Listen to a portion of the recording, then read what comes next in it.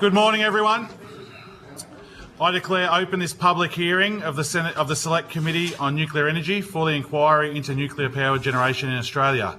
I would like to invite Auntie Janine up to give a welcome to country. Good morning, everyone. Thank you for coming. Thank you to the committee, the local people who were interested, local parliamentarians and the news. My name is Janine Smith. I'm the elder of the Biodiversity people of South Burnett. The Biodiversity, it means, Bi means carpet snake, Bara means the people of. That is our totem, is the carpet snake. My great-great-grandfather's name was Tabinga Harry. They were removed from this country in 1914. The newspaper, the Wide Burnett News, stated that he, his wife, his daughter and 5 grandchildren were the last of the Aboriginal population of Nanango. On behalf of Tabinga Harry and the Biodiversity people, I would like to describe our land to you. Our boundaries, starting with Nanango, run from Nanango to Yarraman, follows Kooyar Creek to Kooyar. It then goes the full length of the Bunny Mountains, comes across to Gordon Brook Dam, up to Proston, across to Mondula, back down to Warralin and Miramarrambi, Kingaroy, and back to Nanango. The entire far south Burnett is Biodiversity country. So on behalf of the Biodiversity people, I ask that you pay your respects today to the elders, past, present and emerging, not only of this country, but of the Australian countryside itself. I ask that you walk on our land respectfully, and when you leave, take nothing but photographs and leave nothing but footprints. Thank you. Thank you. Thank you, Auntie Janine, for that heartfelt welcome to country. This hearing will be broadcast on the Parliament's website, and the proof and official transcripts of the proceedings will be published on the committee's webpage. If I could please just ask all the people in the crowd here to be respectful. We're here today to listen to the witnesses, and yeah, if we could please be respectful and listen so that we can listen to the witnesses and hear from the witnesses, and no comments from the crowd, please. Oh, and phones on silent too, please. Thank you. Thank you, Mr. Perrott. I now welcome Mayor Duff, Councillor Little, Councillor Erkins and Councillor Deneen to give evidence today. For the Hansard record, would you please state your name and capacity in which you all appear before the committee today? Mayor Cathy Duff, South Burnett Regional Council. Councillor Jane Erkins, South Burnett Regional Council, Division 1. Councillor Linda Little, South Burnett Regional Council, Division 2. Councillor Deb Deneen, Division 4. Yep, come and sit up here, yep. Yep, you can, yep. Got chucked out for a few minutes. It was just while the welcome to country was on, that was all, yeah. Councillor Deb Deneen, Division 4, South Burnett Regional Council. Thank you. This hearing is a legal proceeding of the Parliament, and the giving of false or misleading evidence is a serious matter and may be regarded as contempt of Parliament. The evidence given today will be recorded by Hansard and attracts parliamentary privilege. Before I invite you to make a brief opening statement and then we proceed to discussion, would you please state if you're a current or former member of a political party or a union or an investor in the renewable or nuclear industry? Who are we talking to? And just everyone. Yeah, so if you'd like to start. Currently a member of the LNP, have been for quite some time. That's Currently a member of the ALP. Currently a member of the LNP and have been for a long time.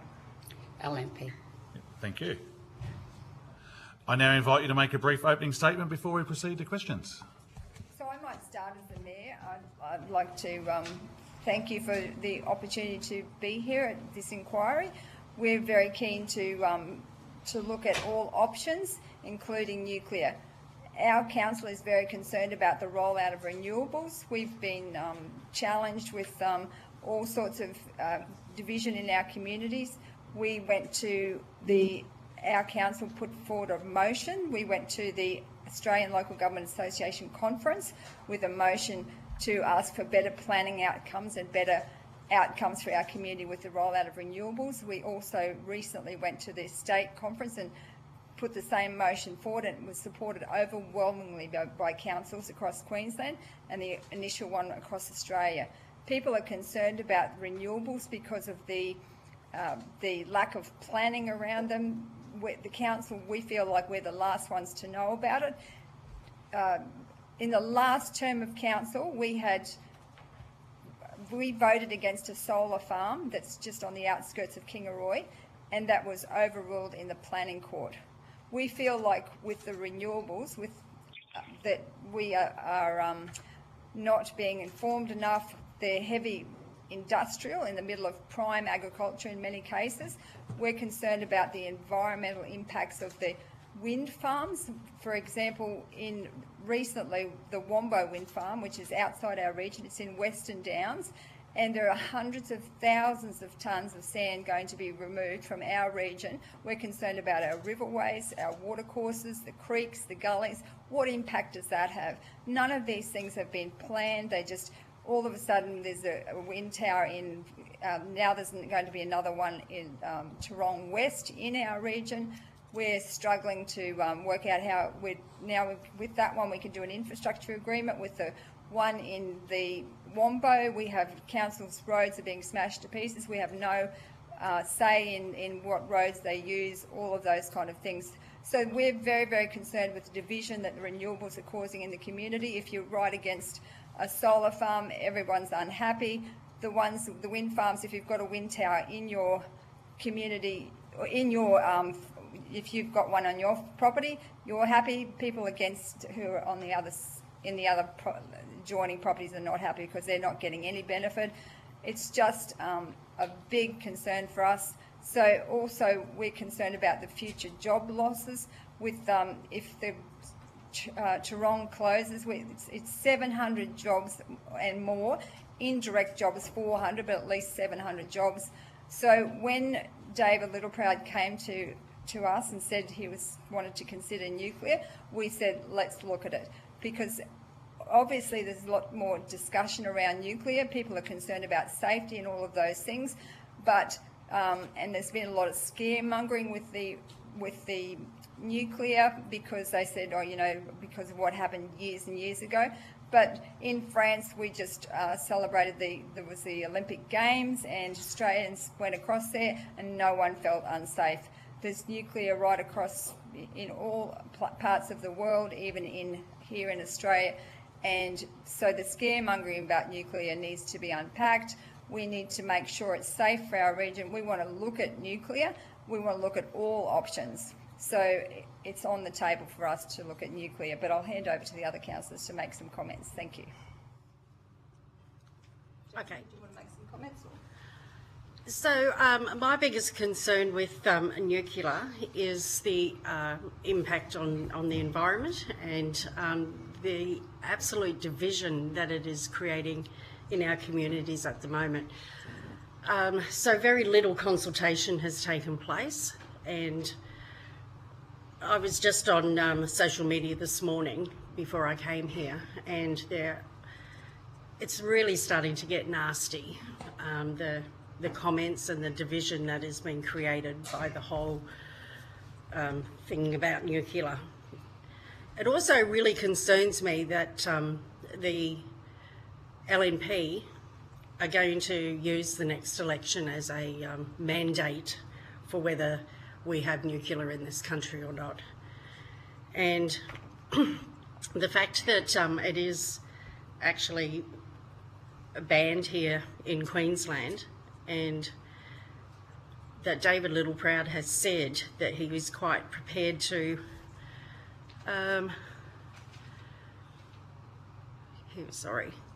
We expect that if the Australian people give us a mandate, the state premiers around the country respect that and get on with the job. We'll get a mandate from the Australian people. We have to manage a national energy grid that transcends past Queensland into other states. And then he floated the possibility of using federal powers to intervene if the states were unwilling to comply. It's like we don't have a voice, we don't get a choice, and if the LNP do get in at the next election, that's it. It's just going to be nuclear. And I think we need far more community consultation, and people need to be listened to. Thank you.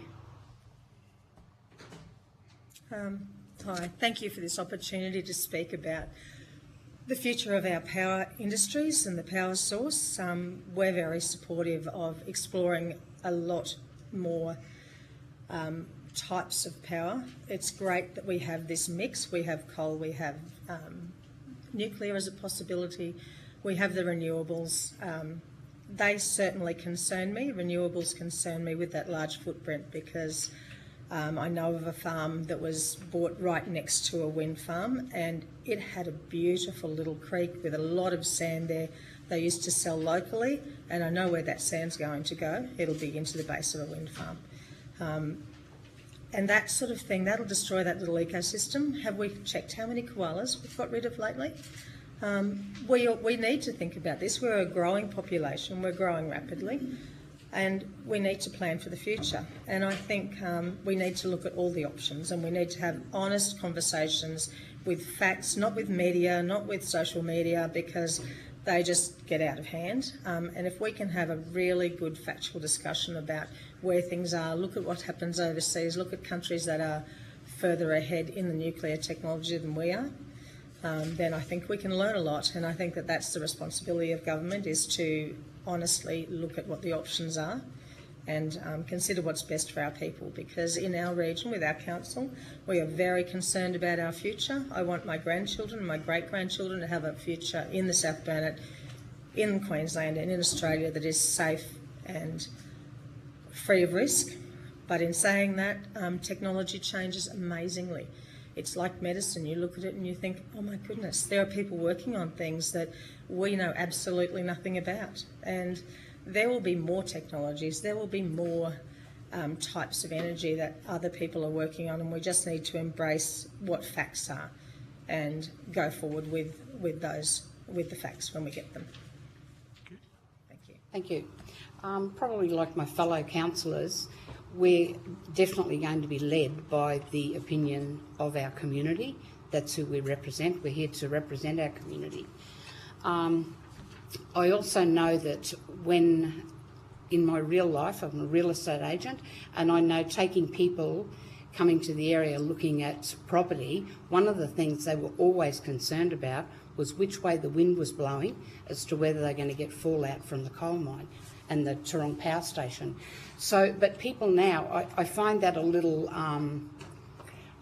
amusing, maybe, that people now suddenly coal is the best thing out and we should keep the coal power station, whereas 5 years ago everyone hated the power station.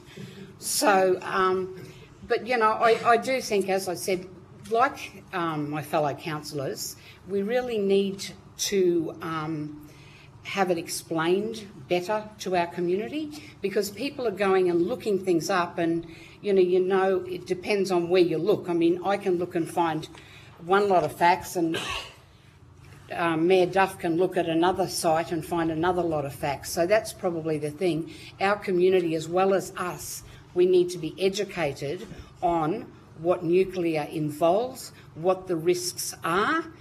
One thing that a lot of people have spoken to me about is the waste, nuclear waste. They want to know how much, where it's going. And really, you know, I don't think we can discuss with our community is it a good thing or a bad thing unless we have those facts, because really, you know, I'm not a scientist. I have absolutely no idea. I personally am quite happy with the wind towers, and I think it's probably like a lot of things. In 10 years' time, you're going to drive past those wind towers and you won't even actually take any notice of them, because they will just be imprinted that they're part of the community. You know, hopefully, if nuclear does go ahead, hopefully we will be shown that it is perfectly safe and we don't have to worry. But Nanango, which is the area I represent, are probably one of the closest towns to it. And, you know, it is a big concern, I know, to a lot of my community. So I would like to know that my community are assured and given the education as to what it involves, pros and cons, before, you know, I commit myself. Thank you, councillors. Did the Deputy Chair or any elected members of the Liberal National Party contact you or your council about building a nuclear reactor on the site of Tarong Power Station prior to the 19th of June 2024?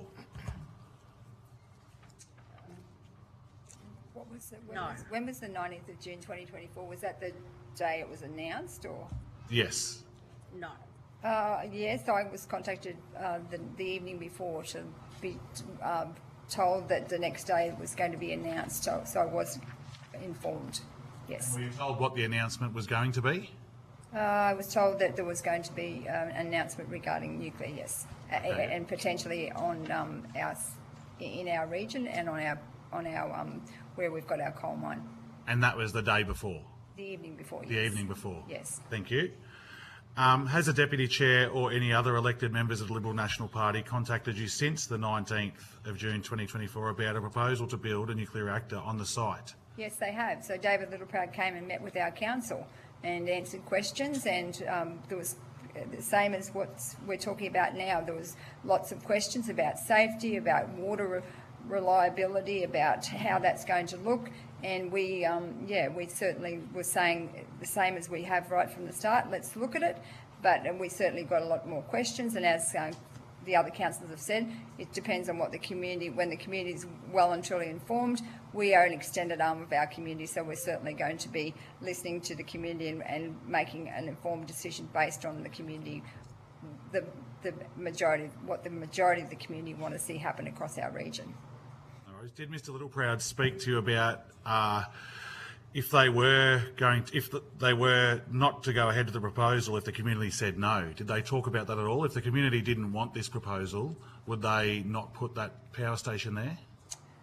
We didn't go talk about that at all, really. We just talked about what it would look like, a smaller footprint for our region, the safety aspects, but we didn't go down that path. Okay. Have you been approached by any proponents of nuclear plants seeking to build nuclear in this region? No, not at this point that I'm aware of. Any other councillors? No. No? Okay. Have you reached out to community members to seek out their views on what they think about nuclear in this area? Yes, I've had an overwhelming number of people, surprisingly, keen on nuclear. They are not, like even as I walked in here, a lot of the crowd, I know that some people are very pro renewables, but I've got probably, I'd say, more people in social media. It tells a lot, because I was interviewed for, it would have been nearly all of that next day, and I was on the news, and I videoed the grabs on the news, and most of the comments were pro-nuclear. Okay. So have you done a mail out to people in this region asking whether they're for it or against it? No, it's too early days yet, because we want to, there's going to be some, I know when David Littleproud came, he said there was going to be some forums where they were going to discuss nuclear, and so our community is not ready to make a decision on it until we get more information. As has all the other councillors have said, we need to know what it looks like, as far as the safety side of it. There's a whole heap of questions need to be answered before we would even entertain a mail out. We're not ready for that. And did Mr. Littleproud say that if they were to win the next election, that they would wait to speak to your community until after they got the ban lifted on nuclear, or would they start talking to the community beforehand? We didn't talk, again, we didn't talk about that. We didn't go into that conversation. We didn't discuss the community. I just said we need to look at it. That was pretty much where it landed. We didn't ourselves. No, we didn't delve into that. No worries. Thank you very much. Deputy Chair. Thank you, Chair. Thanks so much for appearing today. And thanks too for sharing the conversations you've had with David Littleproud. As you might know, the Albanese government plans to install 22,000 solar panels across Australia a day, up to 40 wind turbines a month, and at least 10,000 kilometres of transmission lines, with its Renewables export plan up to 28,000 kilometres of transmission lines. In light of this region being impacted by Labor's plan, can I ask the same question that the Chair did, but with respect to Labor? Have you heard from Labor ministers? Have they sat down with you and outlined their plan and the impact it might have on your region with respect to their renewables only policy?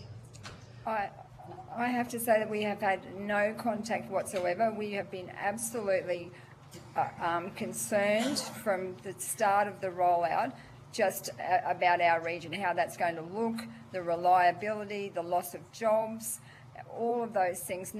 We have had no, as far as I'm aware, whether the other councillors have had anybody speak to them, but no, there has been no Labor ministers or anybody from the Labor Party come to our council and discuss what we would like to see happen across our region. Thank you. And the Chair just asked you a question about whether or not it was communicated to you when community consultation would begin. To be clear, consultation has already begun, as you've just confirmed by way of your local member, David Littleproud, and that engagement will continue. Our policy is to have a 2.5-year community engagement process, which will allow the community to identify whatever the key issues are that the community wants to know about, including the ability to call for reports not done by government, let alone political parties, but independent authorities on the issues of importance to the local community. Do you think that is the sort of community engagement you would expect? And secondly, have you seen a similar approach from the Labor Party with respect to its renewables policy? So I'm not wanting to hold the microphone, but absolutely no consultation with regards to renewables. And absolutely, with David Littleproud, he's already been to our council chambers to talk to our councillors about the potential nuclear, and has committed to certainly our community having a real say in if and when it comes. The whole process that we would get, there would be lots of advantages to us, and there would be packages looked at for our region economically, for just more or less put together a wish list of the things that you want for your region, because you are going to have, if you get to have a nuclear site, we're going to be making sure that your community benefits wholeheartedly from that. As far as the renewables and the Labor Party, we have had no discussion. That's why we took the motions to the ALGA conference and supported overwhelmingly. And at the state conference, it was the vote was 100% to get better planning outcomes, to get better information, to get actually change to the planning scheme so that councils are involved in the communication of where these wind towers are going, and also where the solar farms are going. They're heavy industrial in the middle of prime agriculture. We have a planning scheme where we carefully put commercial here and zones and things like that, but yet we've got no say where the solar farms go, and they are, to my way of thinking, heavy industrial. And that one that went beside Kingaroy, we've still got people angry about it, and yet our council voted against it. It was too close to Kingaroy, and now it overruled in the planning court. Cost us money and overruled. So now what do we do with the next one that comes? So it's just an ongoing saga for us. I'm concerned about the future of our region. Will be a landscape of wind and solar, and we've got a beautiful region that relies heavily on tourism. There's going to be wind towers at the foot of the Bunya Mountains. Like that's one of our major tourist attractions. We don't know where the solar farm's going to be. So there's been no planning, no discussion, and we're frustrated. So absolutely, from the Labor Party point of view, no consultation. We really have not had any true, real information from either side. You know, we've got our community coming to us, and we really are just in the dark. We've got no idea, and I know that Cathy is, very anti the renewables, but just from my little bit of research, a nuclear power station does not mean the end of renewables. There will still be renewables because it is going to be a percentage, is the, the information that I believe, but I don't know. We have not been given any concrete information on if this was to happen, then it'll cause this or this will happen. So we do not know. So we've got communities who are very concerned. We cannot give any information because we have not been given any information. So 2.5 years of consultation, I would hope it would get a little better than what it's been so far, because there has basically been none. Thank you, Councillor. And please go ahead. I would just like to know where this consultation has been taking place, because Division 2 is the heartland of Geelong Power Station. I have never been asked or consulted by anybody on either side about what's going on here.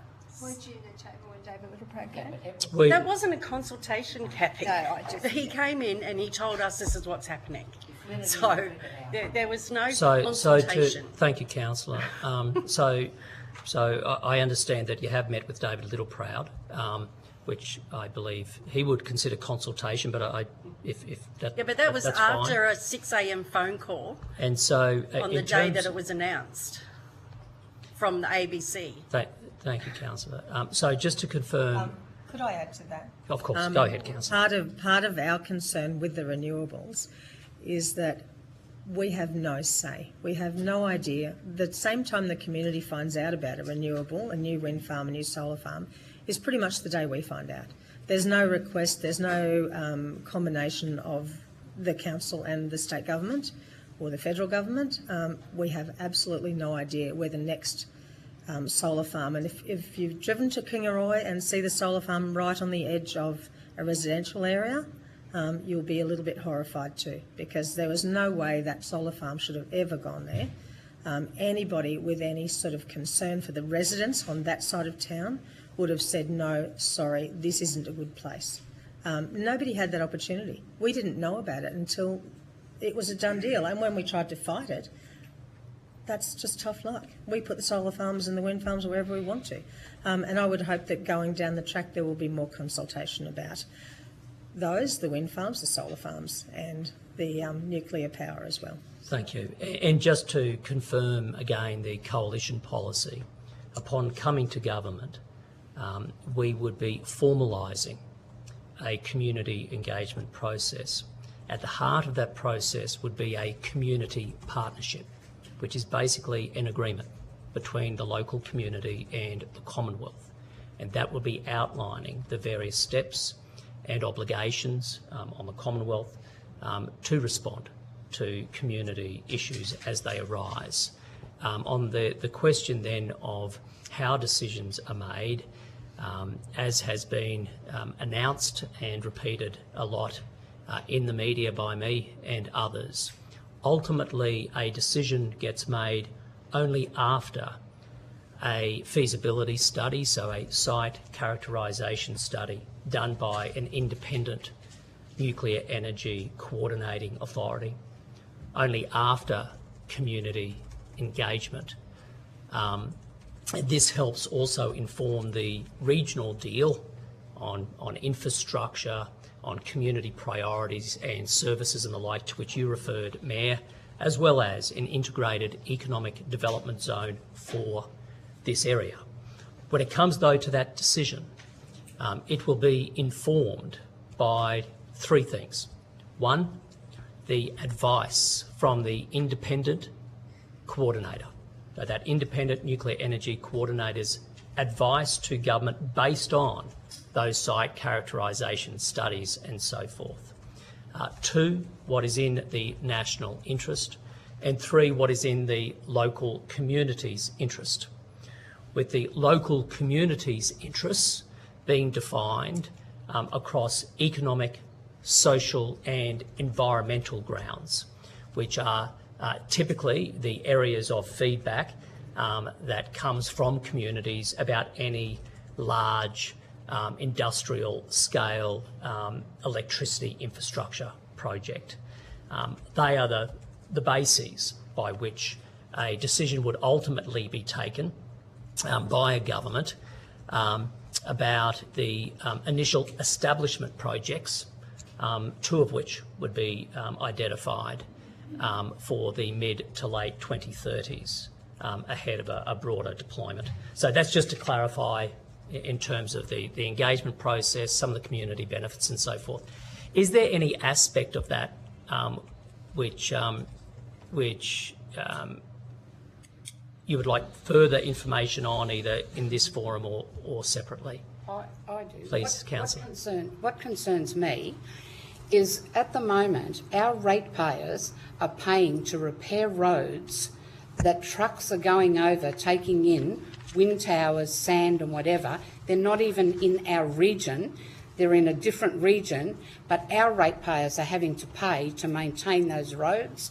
The people that live there are having to deal with the traffic on their roads. So that leads to a distrust between local community. Then they distrust us because where are their rates going? We distrust you guys because we don't have any say. So, you know, if we go on that, for me, if I go on our experiences so far, and now we're looking to something that's much more going to have much more impact to our community, you know, how can we be sure that that's going to be addressed? Thank you, Chair. And so the policy that we have laid out seeks to provide not just sufficient time, but a formal process to allow those issues to be ventilated and discussed. Our view is we need to empower local communities to determine what their own priorities are. And that's why the regional deal aspects are so important to this. From our perspective, it's far bigger than just a new power plant, albeit a multi-billion-dollar facility to guarantee jobs for 80 years or more. It's also about ensuring that a deal is done with the local community on its priorities, and that may be local roads, for example, to which you allude. For other communities, it could be different. It's also the same with that economic development zone. An opportunity for this area to offer the cheapest, cleanest, most consistent electricity in the country, alongside only a handful of other places. How does the local community wish to leverage that to attract what sort of investment to town? These are the sorts of things that we envisage to be negotiating locally through a local partnership arrangement, a community partnership. And that's basically how we envisage that happening. My question is, have you had that degree of engagement to date on Labor's plans? So can I answer that? So with regards to the renewables, the concern, like the questions I would like answered are, what impact does hundreds of thousands of tonnes of sand have on our creeks, our river systems, our waterways? What impact does it have on when they go into us and develop a solar farm? To like you talk, environmentalists talk about, and I'm concerned about the habitat trees. What happens to the habitat trees when you're just smashing the whole lot down for a solar farm? Like, why is it okay to do that when and change the shape of our whole environment and our ecosystem to produce solar farms and wind and the impact on our environment? They're the questions I want answered. Thank you, Deputy Chair. Mr. Bennell. Thank you, Chair, and thank you, councillors, for presenting evidence today. And thank you for welcoming us to your beautiful town. I just, first of all, just on the solar farm, I just wanted to just correct the record.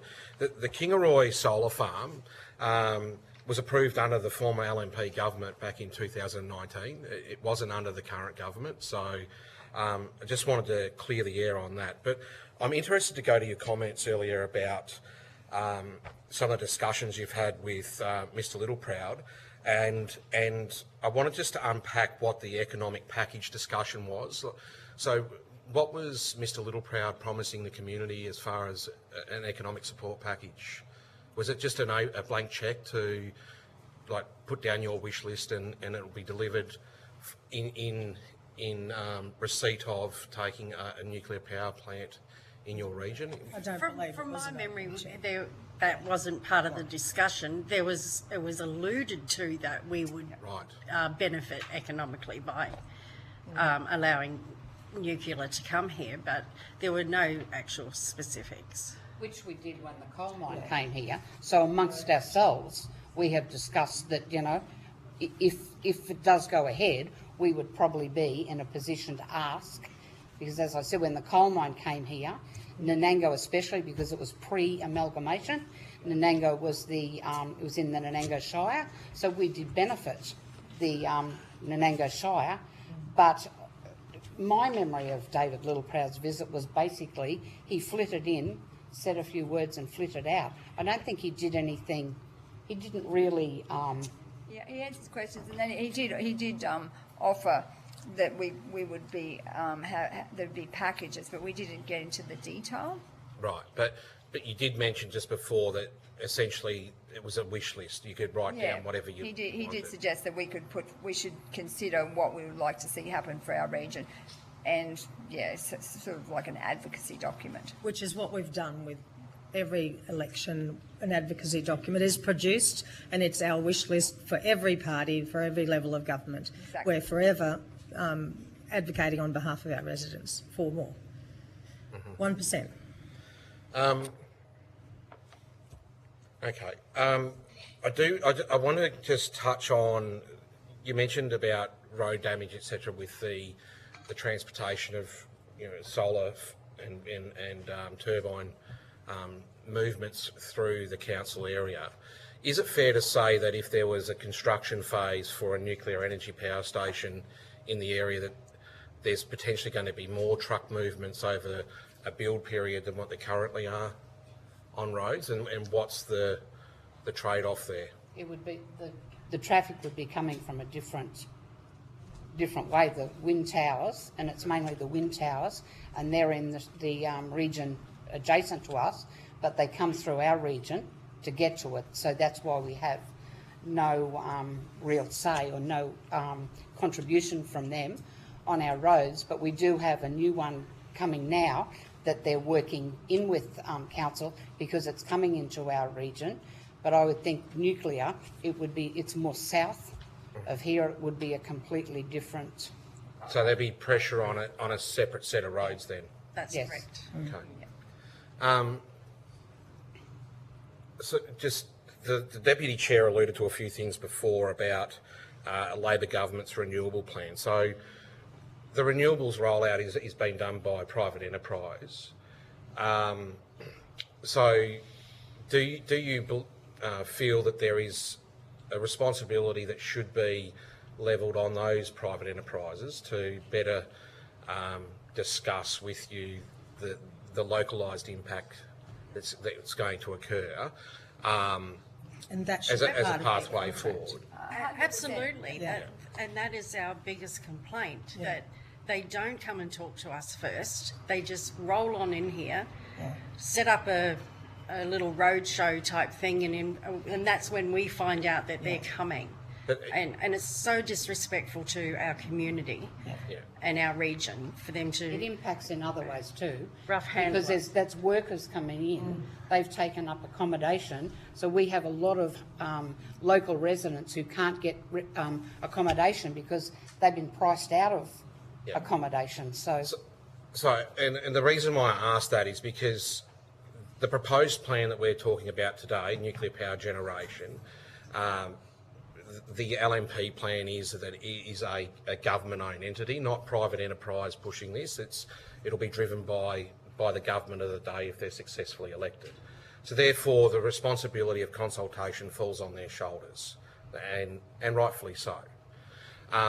What I am interested to try and get my head around is, in conjunction with the announcement, have you had any indication from the LNP about the number of reactors, the type of reactor the exclusion zones that are going to be required, the amount of water that potentially may be needed depending on the type of reactor that's installed. Has any of those points been raised with you at this point to date, given that the announcement was back on the 19th of June 2024? So that day that when David Littleproud was in the chamber, the question was asked about water, and he said that they would use the same footprint and the same water allocations, that they would downsize or whatever they needed to do with that nuclear power plant to accommodate the current water allocations. But you haven't been told the number of reactors that potentially could be installed at the site? No, because it's early days, and he said to us that there would be information sessions and opportunities to get more information, but at that point we didn't discuss any detail. So it's been 6 months since the initial announcement. Thank you, Chair. It's been 6 months since the announcement, so you're telling me that there's been absolutely no additional information brought forward about the nuclear plan for power generation in the Nanango area? Only what you read in the newspaper and see on TV, but Wow. nothing personal to us here in the community. But I know that I think it's this coming Saturday, I'm pretty sure that Saturday night there's going to be a nuclear session, so in the Kingaroy Town Hall. Just for clarification, who's chairing that session? I think it's it's an independent. We don't know because I've only sent on Facebook. Yeah, we haven't actually got a... It's a pro-nuclear group, Okay. and and apparently there'll be no questions or anything like that. They're just presenting their pro-nuclear stance. Independent to the LNP? Yes. Okay, Well, thank you. not sure. Thank you, Mr. Burnell. Mr. Chester? Thank you, Chair. Thank you, councillors, for being here today. Just assist me, Mayor. You mentioned motions to ALGA and Local Government Association of Queensland put forward by South Burnett. Would you be able to provide a copy of those motions for the committee? I would be able to, just not right now, but I can certainly send them through. Take that on notice, that'd be fine. Yeah, absolutely, take it on notice, but they were, just about planning and getting better outcomes for the community. And also, just for clarity, from my experience dealing with local government in my electorate of Gippsland, there is nothing remotely unusual about councils coming to see me every year around budget time to advocate on their priority projects, colloquially known as wish lists, but that would be a matter of annual business with my local council. Would that accurately portray what your council does with your local member? Yes, absolutely. So we've got an advocacy document for the state one that we sent to all the candidates, and we're currently in the process of putting together a federal one.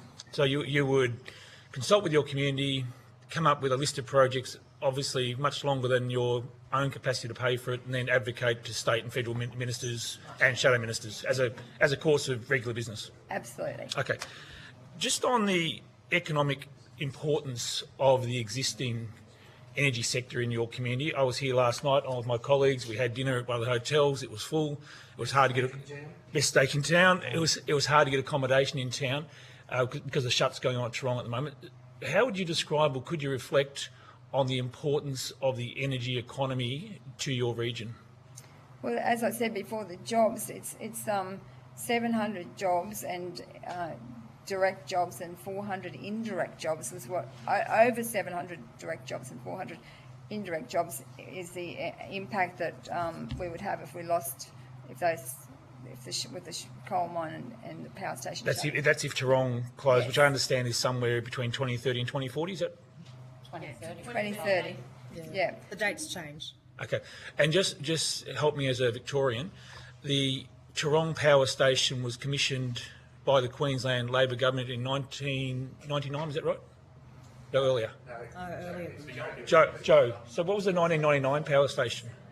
Might have been Toronto North. Toronto North. Okay, thank you. Thank you for clarifying. So there's been Liberal, LNP and Labor commissioned power stations in Queensland for decades? Yes. Okay, similar to Victoria in that regard. Can I just clarify then? Real coal, Mr. Chair. Okay, we have brown coal, you have black coal. I understand. There's nothing like parochialism in this place, is there? It's nothing like a Queenslander. My only redeeming feature is I married a Queenslander, so. Gee, you're lucky. Best decision I ever made.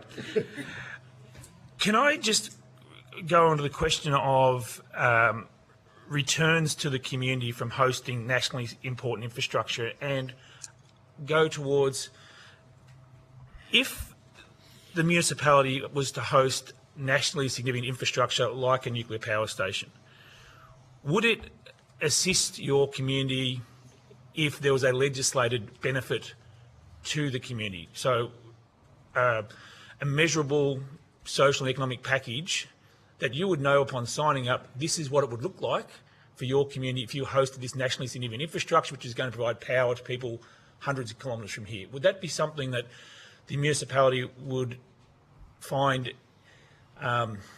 easier to manage and understand if it was transparent and upfront what your return would be per year on an ongoing basis? Would that, if that was legislated, would that be helpful? That would be amazing. If that could happen, that would be a game changer, because it certainly hasn't happened so far with the rollout of renewables. So if we could get some, clear direction about what that looked like for our community, we could have that conversation with our community, and then we would be able to make good decisions around what benefits. Like, we could do a cost benefit analysis. Currently we feel like we're in the dark. We just don't know where anything is going to happen, and we're fighting for the rights of our community, as Councillor Erkin said, with roads, with just getting any benefits, because we can't see the benefits at this point. Can't afford to fill potholes, so. Yep. Yeah. So where I was heading is where you've just gone, in terms of I think Councillor Little, you referred to the term disrespectful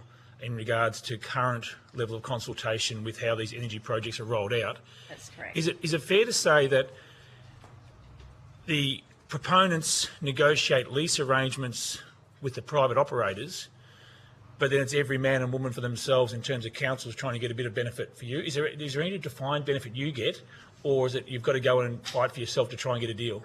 Well, the one that Councillor Erkins talked about was the wind farm that's outside our region. That's the Wombo one. So there's no infrastructure agreement, but if the Toorong West one, it's going to be in our region. We can negotiate an infrastructure agreement, which is for our road system, and that's as far as it goes. As far as trying to get some good packages for the community, they're fighting for, whether they can get something. There's no process. That's right, and we're fighting for those infrastructure agreements. We're saying this is what it's going to cost us. This is what we would really like you to help us with, but they're not. No, they don't have they're to. pushing back. Yeah, They want it their way. Yeah. So again, just for clarity, there is no defined, measurable, transparent process where you say you're putting up 20 turbines in my municipality, I get X per year as a municipality. No. There's nothing like that. Nothing. No. But again, going back to my original question, I guess, around if there was a legislated, transparent package of social and economic benefits to a region in return for hosting nationally significant infrastructure, whether it's renewables or nuclear, that would be something your council would find easier to manage, for example. Very welcome. Well, Yeah. of course we would find it welcome, and hopefully the benefit of that would be that we get to lower the rates, and so the whole community benefits as well. Yep. But, that's a pie in the sky sort of question, really. Why do you say that, Councillor? Well, because we're the state and federally one of the safest seats for the LNP in the whole country. So the LNP don't have to do anything, really, just a little bit of lip service, come in here, cut a ribbon and everything else. And the ALP don't give a damn because they can't win out here. So we're catch-22 in the middle, get nothing, take us for granted. That's how I feel. But the question was, if it was legislated that we had to, the package was legislated, then we would have clear benefits. That would be in the legislation. Yeah, I don't know. Thank you, Mr. Chester. Mr. Kennedy's online. That'd be great. Hi, apologies I can't be there in person. Can you hear me okay? Yep, we got you, Mr. Kennedy. Thank you very much. Just a question to Mayor Duff. I understand there was a recent survey conducted by Council on support for nuclear power. Could you talk us through the results of that? Well, I don't know of any survey. We didn't do it. No one did a survey. unaware of any survey. We've spoken Okay. to people, And then- but there's no survey. Okay, no problems at all. Could you just talk us through, the contribution a coal plant in your region makes to the economy? There's, as I said before, it's the jobs. There's over 700 jobs at the power and station and the coal mine, and 400 indirect jobs. So I googled that to get the information, so I know if Google's accurate, but certainly lots of benefit for our region with regards to the just economic benefit, just having. They do have a fund that you can apply to, a grant fund, but it's not anything, it's nothing great. It's a fairly small funding that they do support some things. But nothing like it was when they first started. When the coal mine first started, we really got a lot of benefit. Now, very, very little. Because, Jane, they built homes originally here, didn't they, for their workers? Yeah. Yeah, they actually built homes. There's quite a few of them around that are no longer owned by. And just a follow-up question, given that historical economic contribution, how do you feel about the contribution renewables may make and their ability to make as big a contribution as the previous power plant or the current coal? So again, with the renewables, we're not seeing a lot of jobs around the completion of a solar farm. There's not where are the jobs there? Where are the jobs with the wind towers? That's the big concern, is what happens to all of those people and all those jobs into the future. So because as far as we're aware, the renewables are not offering those jobs. The solar farm that we were talking about, they built that solar farm next to probably half a dozen elderly people who had moved there to retire, and those people had to fight every day for them to just be good neighbours. They were actually treated absolutely terrible, disgusting, and they had to fight to get things like for them to come in and wash down the outside of their houses because of the dust they were causing. They were just treated very, very badly. So, and even their meetings, they had their first community consultant meeting. I believe they had armed guards at the first community meeting. So they were treated very, very, very poorly. And when you talk about the benefits to our region, we're struggling to see the benefits with renewables because of the division that it's causing in our community as well. So it's not only it's the people that are outside the wind tower areas and things like that. It's causing a lot of division. So it's hard to find a lot of benefits at this point with the rollout of renewables. And the United States Department of Energy's done a number of research into nuclear power plants and the jobs, noting that they often create hundreds, sometimes thousands of jobs, and they've found that 77% of coal-fired power station workers can transition to jobs in a nuclear power plant.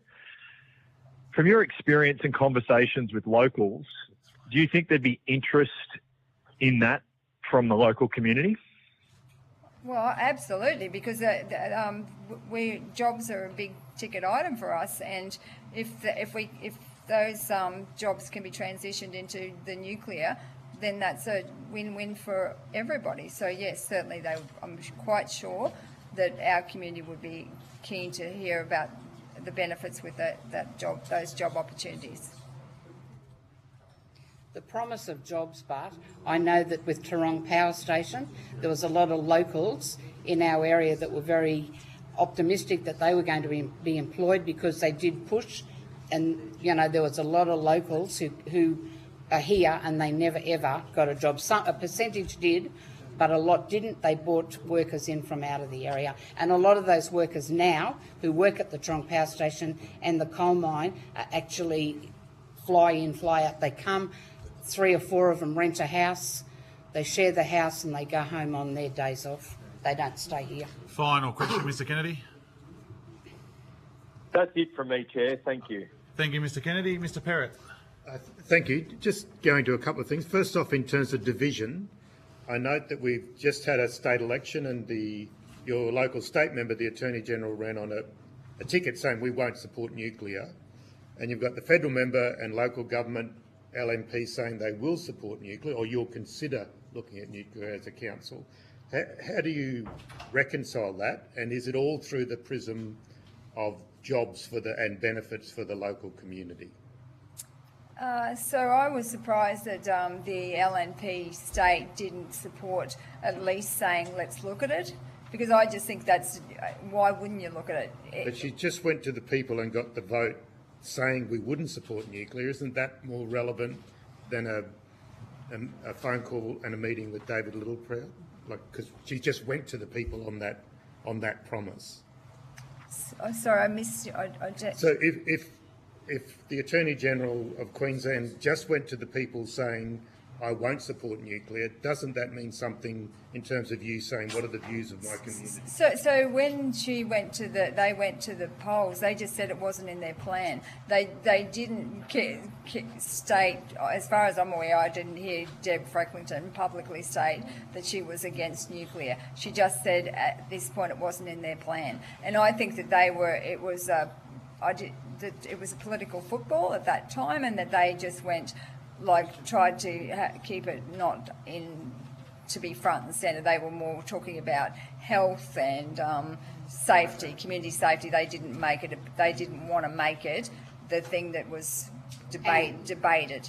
And with all due respect to our community, a lot of people, it's very difficult to get news out now. If it's not on social media, you really don't get it. So the people in our community, Deb Frecklington's been here for a long time. They see her at the school, they see her at the RSL having a meal, they see her around. So really, I think people feel comfortable with her. It wouldn't really have mattered what her policies were. People here, a lot of people vote for who they know and who they like. Now, I just wanted to go to something that Mr Kennedy asked about in terms of benefits to the community, leaving aside the 700, 1,100 jobs, direct and indirect.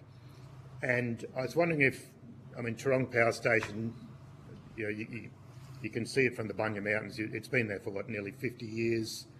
40 years, sorry. Has the council or any residents ever got cheap power from Tarong? No.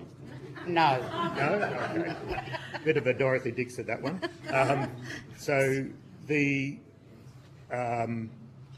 It's scheduled for closure, I think you said by 2030, is that right? 2030?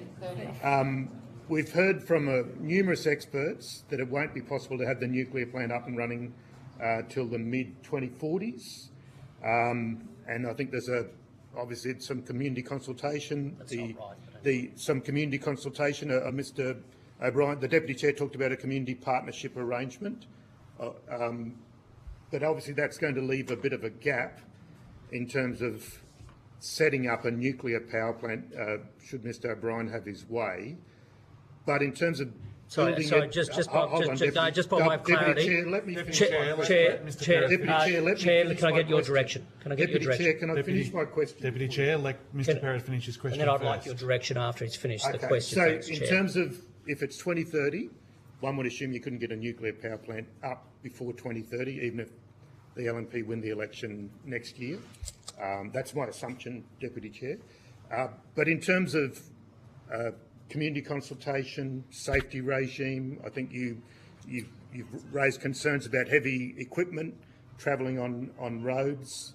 Obviously, you've got a long history, 40 years of mining equipment going on your roads, and now you've got wind and solar and causing distress in the community. Where do you think we could cut corners in terms of getting a nuclear facility built sooner? Would it be safety? Would it be community consultation? How do you think we could actually make sure that there's no gap in that workforce, if Mr Kennedy's right, that we can try and transition people from Tarong, coal miners and power station workers to a nuclear facility. So we want coal, keep the coal to keep the baseload power and transition, and we can't stop the renewables at this point, but just so it'll be, as we've said, there'll be a mix, but certainly the coal mine. But that big gap, you're talking about a 10-year gap between Toorong closing and a nuclear, the Ted O'Brien Memorial nuclear facility being open. So I've spoken to some people from the coal mine. They can keep that coal mine open. It's just because No, it's not the coal, it's the plant. the plant. They can keep that going. It's just because that is where it's end of life. But there's no.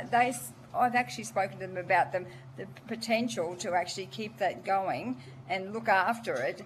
They're struggling at the moment with the renewables because it's causing the ups and downs. The price of the electricity. But also the concerns about the actual plant itself, because they've got to deal with the ups and downs, and they're currently building battery storage. And I might say with the cost, $500 million was okay, I'm just going to try and focus on the nuclear. That was for $500 million for a 2-hour battery storage is what they built it at. Well, let's go to. That's not really a question that we can answer. No. We're not scientists. That's right. No, I was just interested in because I've heard about the importance of jobs. So if there's a gap, I assume power station workers and mine workers aren't going to sit around. Final question, Mr. Parrott. So I wanted to go to water, Chair. So last question, Mr. Parrott. I just want to go to water because my understanding is, from what I think Mr. O'Brien said, that there'd be the same amount of water used for the nuclear as for the coal. That's what we were told. Mr. Littleproud. Yes, I asked that question. Similar.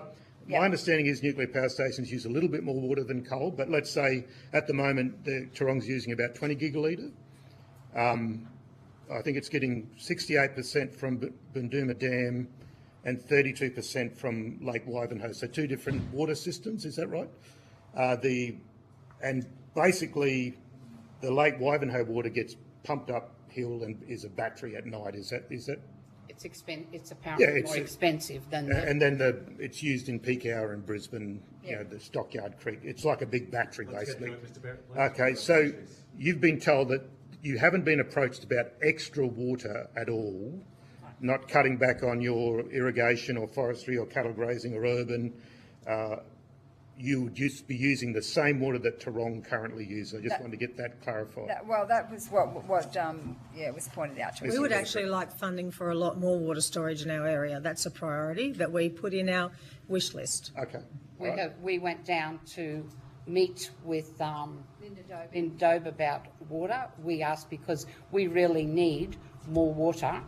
We're using all our water. We were told that there was not much chance. Well, there was no chance of getting any water. Extra water. Okay. Thank you, Chair. Mr. Barrett.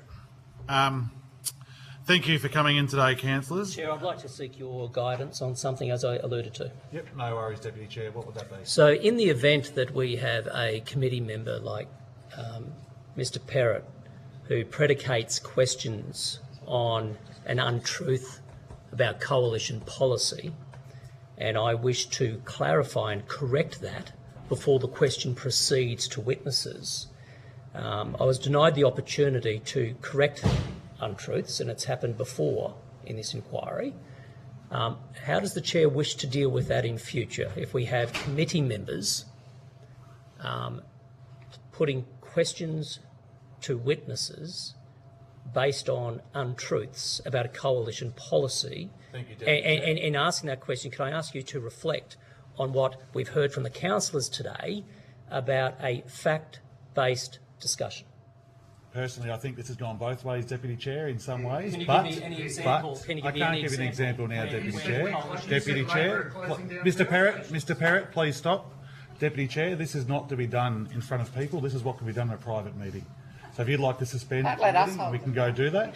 That's fine. But this isn't to be done in front of people. Join in. So I don't think that's fair, Deputy Chair. I'll take your guidance, Chair. It's your Smith. Thank you, Deputy Chair.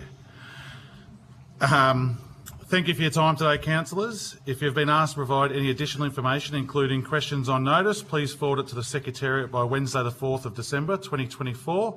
Please note that responses to questions on notice will be published on the website as submissions to the inquiry.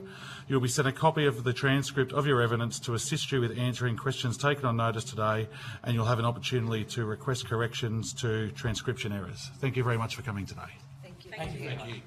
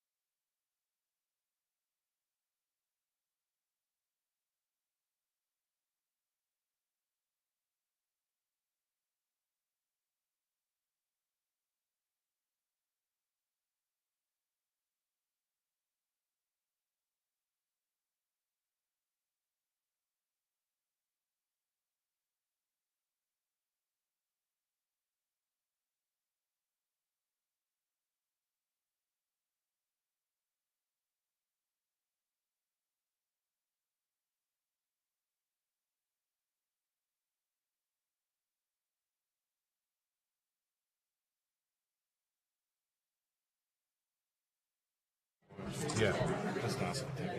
Excuse me, everyone, could we just calm back down and take a seat again? I now welcome Mr. Wilmot and Miss McCallum to give evidence today.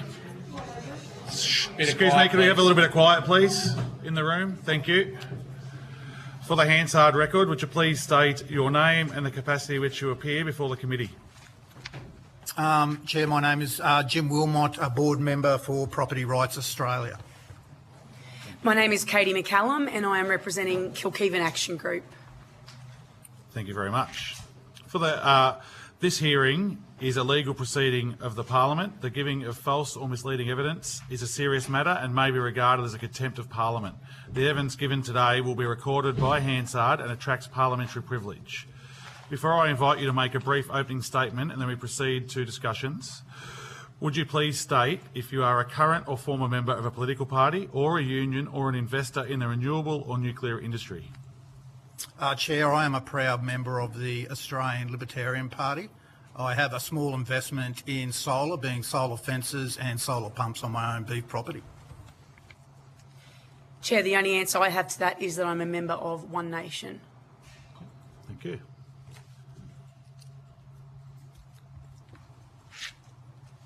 Thank you very much. I now invite you to both make a brief opening statement before we proceed to questions. Thank you, Chair. I stand here today in complete opposition to the current energy policy of 100% renewables, firmed by storage, linked by transmission and backed up by gas. Since March 2023, I've attended over 65 community meetings in local halls, bowls clubs, RSLs, hotels and even car parks.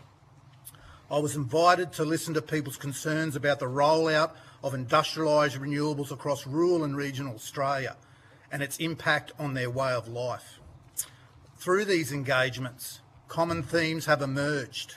In the rush to meet renewable targets, people are being steamrolled by our very own government, their corporations and the fleet of foreign renewable developers. Our strong communities, scenic landscapes, productive farmlands and wildlife habitats are being destroyed. These pillars of rural Queensland are unrenewable. Once they are gone for good. Let me make it crystal clear to the panel here today. This region, like many across the entire NEM footprint, have not granted social licence for wind or solar factories, transmission towers, battery energy storage systems or pumped hydro projects. These projects have been imposed without broad community consent, giving governments an altogether different kind of licence, one that fractures and divides our communities, heightens anxiety and depression, destroys habitats and turns farmlands into industrial zones. We have yet to see the promised cheap power from your policy, the jobs, the legacy projects touted by your government. Our repeated requests for a Senate inquiry to assess the impact of a 100% renewables approach has been refused multiple times, something like 6 times to the Senate, where government priorities seem to be put above community well-being. The thousands of people I have spoken to want a balanced approach to energy policy, one that minimises the impact on landscapes, protects our communities and preserves our wildlife. Many are open to nuclear energy, believing it could provide secure, reliable and affordable power, while also supporting long-term economic prosperity for all Australians. Thank you. Good morning. My name's Katie McCallum and I represent the Kilkeven Action Group and the voices of thousands of people throughout Gympie region who can't be here today, as well as all the voices of the flora and the fauna that live throughout this region who do not have a voice to stand up for themselves. I currently own and run the Kilkeven General Store and Cafe with my husband. Prior to that, I was a Queensland police officer. I worked across the entire northwest of this state in places like Doomadgee, Mornington Island, Mount Isa, back down through Toowoomba, and finally in Mergen, just nearby here, where I resigned in January 2018. Prior to my career in the police, I attended the University of Queensland, where I studied natural systems and wildlife management, and then further went on to study geography, ancient history and secondary school teaching. But I didn't finish that degree. I did go on to join the police. I just wanted you to know that I do have a background in environmental science.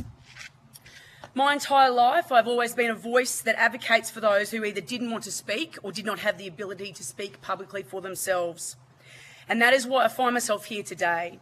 Because my community came to me when the Queensland government-owned corporation Powerlink turned up uninvited and unexpectedly into Kilkeven and delivered the news to us that the Queensland government was going to devastate their lives with the announcement of a HV line that would connect the proposed pumped hydro at Barumba to the Woolooga substation. This HV line was proposed to go through an entire greenfield district of stunning, beautiful properties with huge pockets of wildlife habitat, untouched. But it is not just those lines that my group and several other groups in the region are fighting against. It's our lush food-producing, tourist-attracting, high biodiverse region which we cover with these lines, solar industrial complexes, wind turbines, battery energy storage systems and pumped hydro. Essentially, the entire Gympie region will become a giant electrical industrial estate. In my 16 years of general duties policing here in Queensland, I had to do things and I saw things that the majority of the people sitting here today would not believe and would not be able to handle the trauma of going through. I witnessed and experienced things that no civilised society should have happen in them. But what I have seen the government, its bureaucrats, politicians and private corporations do to the people of my community in these last 2 years is utterly shameful. I am truly unable to reconcile for myself how I could have served the public so diligently because I believe in truth, integrity, fairness for all, and now I see the people who are elected to represent us and ensure that the people are kept safe treat us in the exact opposite manner. When I spoke at the Reckless Renewables rally in Sydney last year, I made the point that domestic violence is an issue that all governments in society are seeking to stamp out. But how hypocritical is it now that many of those behaviours like bullying, intimidation, financial coercion, lying and deceit are being brought against the people of my communities by governments, government-owned corporations, international companies and bureaucrats. I find it absolutely abhorrent. I have sat at kitchen tables with people throughout this region while they have cried to me about what the government is doing to their properties. Earlier this year, Chris Bowen told the National Press Club in Canberra that he's gone out into communities and that he hasn't yet found anybody who strongly objects to renewable energy projects. Clearly, Mr Bowen has not come to the Gympie region, and clearly he hasn't been to too many places in Queensland because that is a lie. I can assure you that he will be barely able to find a person in this region who agrees with the renewable energy projects that will obliterate productive farmlands and wipe out the remaining swathes of wildlife habitat in this region. The government likes to produce a lot of glossy brochures and colourful websites that state how the rollout of AEMO's integrated system plan is an inclusive one where communities are consulted. Well, that is not the case. There has been no social, environment or economic licence obtained or proven in any of the cases of the 3 giant renewable energy projects that are destined for the Gympie region. There is a wide range of opinions from the thousands of people that I have dealt with over the last 2 years. The majority are all in favour of nuclear energy. I myself am still on the fence. I am not a nuclear expert, so I'm not here today to give evidence on that topic, and nor am I able to answer questions about it. What I'm here to tell you is that the current ISP, which is being rolled out across Australia, is not tenable. It will devastate productive farmlands, rural landscapes, wildlife habitats, our strong communities and our Australian way of life. It will devastate them, it will destroy them, damage them, and once they're gone, they will be gone for good. The fabric of this great nation, towns just like the one we're sitting in this morning, Nanango, the town where I come from, Kilkeven, they are going to be changed forever, and they will never go back to the way they used to be. Thank you. Thank you.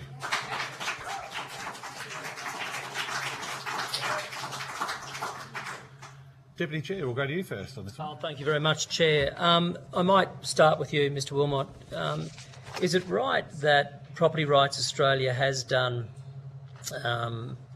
surveys of residents? And if so, I just wonder if you can explain what any of the findings were that the committee should be aware of. Thanks for the question, Deputy Chair. Yeah, we did it. We conducted our own survey only on the back of what we thought was a complete farce with a survey done by the CSIRO in, I think it was March last year, where they said I think 80% of Australians would be okay living next door to a large renewable development. So that's what we weren't hearing from our communities. So we conducted a survey through the NEM footprint, and we got 778 responses. And it really mirrored what the Dyer report said in the survey undertaken by the Infrastructure Commissioner. And that was that people felt voiceless, and they felt that there was a real lack of transparency in the way government was undertaking consultation also with their corporations and renewable developers. And like, we have percentages coming back of 95% didn't think that the government had listened to their concerns and local issues in regards to the rollout of renewables. We had 76% of people saying that they were bullied or intimidated by renewable developers trying to access their land. And some of the comments were quite disturbing, Deputy Chair, with what we found. We also found, we asked a number of social issues. One of the social issues, people felt tired, people felt agitated, and they couldn't sleep at night, and they wanted more research done of how this was affecting the actual mental health of people. So yeah, in a nutshell, that was it. Chair, would we be able to get that tabled, please? Yes, I can. Would you be able to table that to the Secretariat? Yes, Chair. Thank you.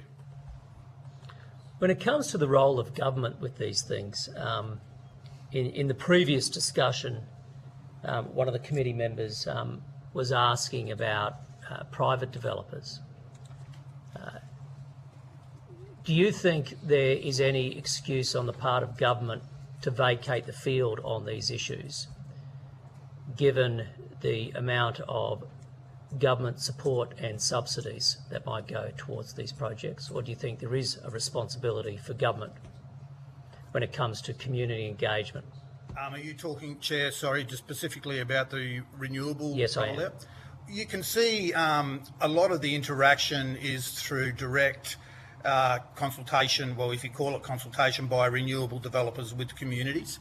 But it's really governments that have set the platform for that to happen. And you would see that platform, that there's no generic, I guess, code of practice or procedure for these renewables developers to follow. And that is why you see a lot of, I guess, community heartache and angst going back towards local governments, because they're the closest government to the people, where people are saying, well, why aren't you doing anything? Well, local governments are only finding out about these projects, Deputy Chair, when they're announced in the local paper. After all, the secret consultation has been undertaken by these cowboy developers within the community. And that's just not happening in this community, Chair. Like, we've got contacts through our National Rational Energy Network. It is happening across the board, where these renewable developers are going in the community, signing up landowners. Once they've got that, then you see an ad in the paper to come in to have a drop-in session. And it is the way they roll with this community consultation, where they don't have a public meeting like this where we can all listen to what is said. They have these community drop-in sessions where you go along and there's a table here and a table there, and people can't listen to what the questions are asked by the community. And I know the local mayor here, Cathy Duff, has asked for this. When you've seen communities trying to build one of these big developer trying to build one of these big battery energy storage systems, where we've had to plead to have an open public meeting, because that is just not happening. They are streamlining the process to get to the end result, and it just seems like a tick the box. Deputy Chair, before we go on to too many more questions, can I just say, can we please make sure that we're getting back to the terms of reference of what we're actually talking about, which is the nuclear inquiry? Can we please make sure we keep on top of that, please? Chair, just on that, can you have you got the terms of reference there? I can read through it if you like. Can you read out M? M? Any other relevant matter? I think what we hear from the witnesses today is very relevant matters.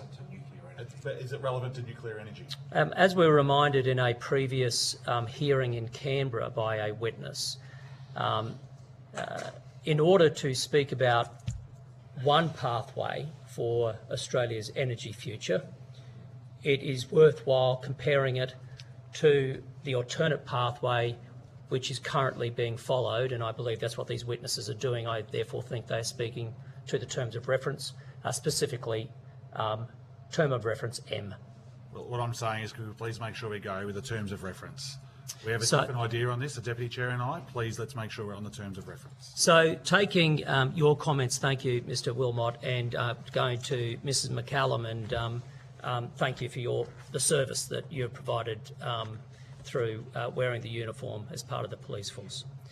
You mentioned the integrated system plan, which is probably not a bad sort of segue from what Mr. Wilmot was saying in terms of the role of government here, that we might be looking at some private proponents, developers, but ultimately they are implementing a plan which has been centralised through the integrated system plan to which you referred. A plan that the market operator puts together, and it has to accept the targets of government and the three scenarios it has.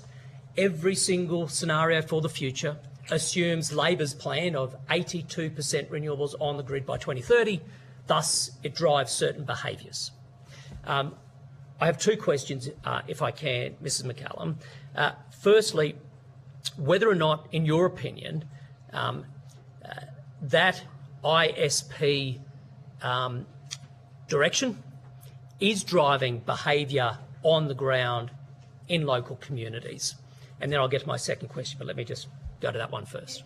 Yep. So thank you, Deputy Chair. I do think that it is. I mean, for just a layperson like myself and all of the communities that I represent, clearly we take our guidance from the government, who is setting the legislation or the policy in place, and we read the ISP and it clearly states what the plans are and how many kilometres of HV lines will be required and how many solar panels will need to be rolled out. For us on the ground, what that means is that, and I can give this example, 2 weeks ago, a cattle farm owner who produces a lot of beef that goes to the market to feed Australians was approached by a Chinese company and offered an astronomical amount of money to buy his property, which lies between this town and Kilkeven, which is only an hour from here. And he said no. So that type of behaviour is what we all, as lay people, just grassroots people, are seeing is being caused because of the ISP. Right. Chair, this will be your last question. Last question. Thank you, Chair. And so a follow-up on that, and also, Mr Wilmot, you may wish to comment after Mrs McCallum. You referenced or used an expression, locked in, that ultimately when it comes to this approach of 82% renewables on the grid, the regional impact here, that it's locking us in.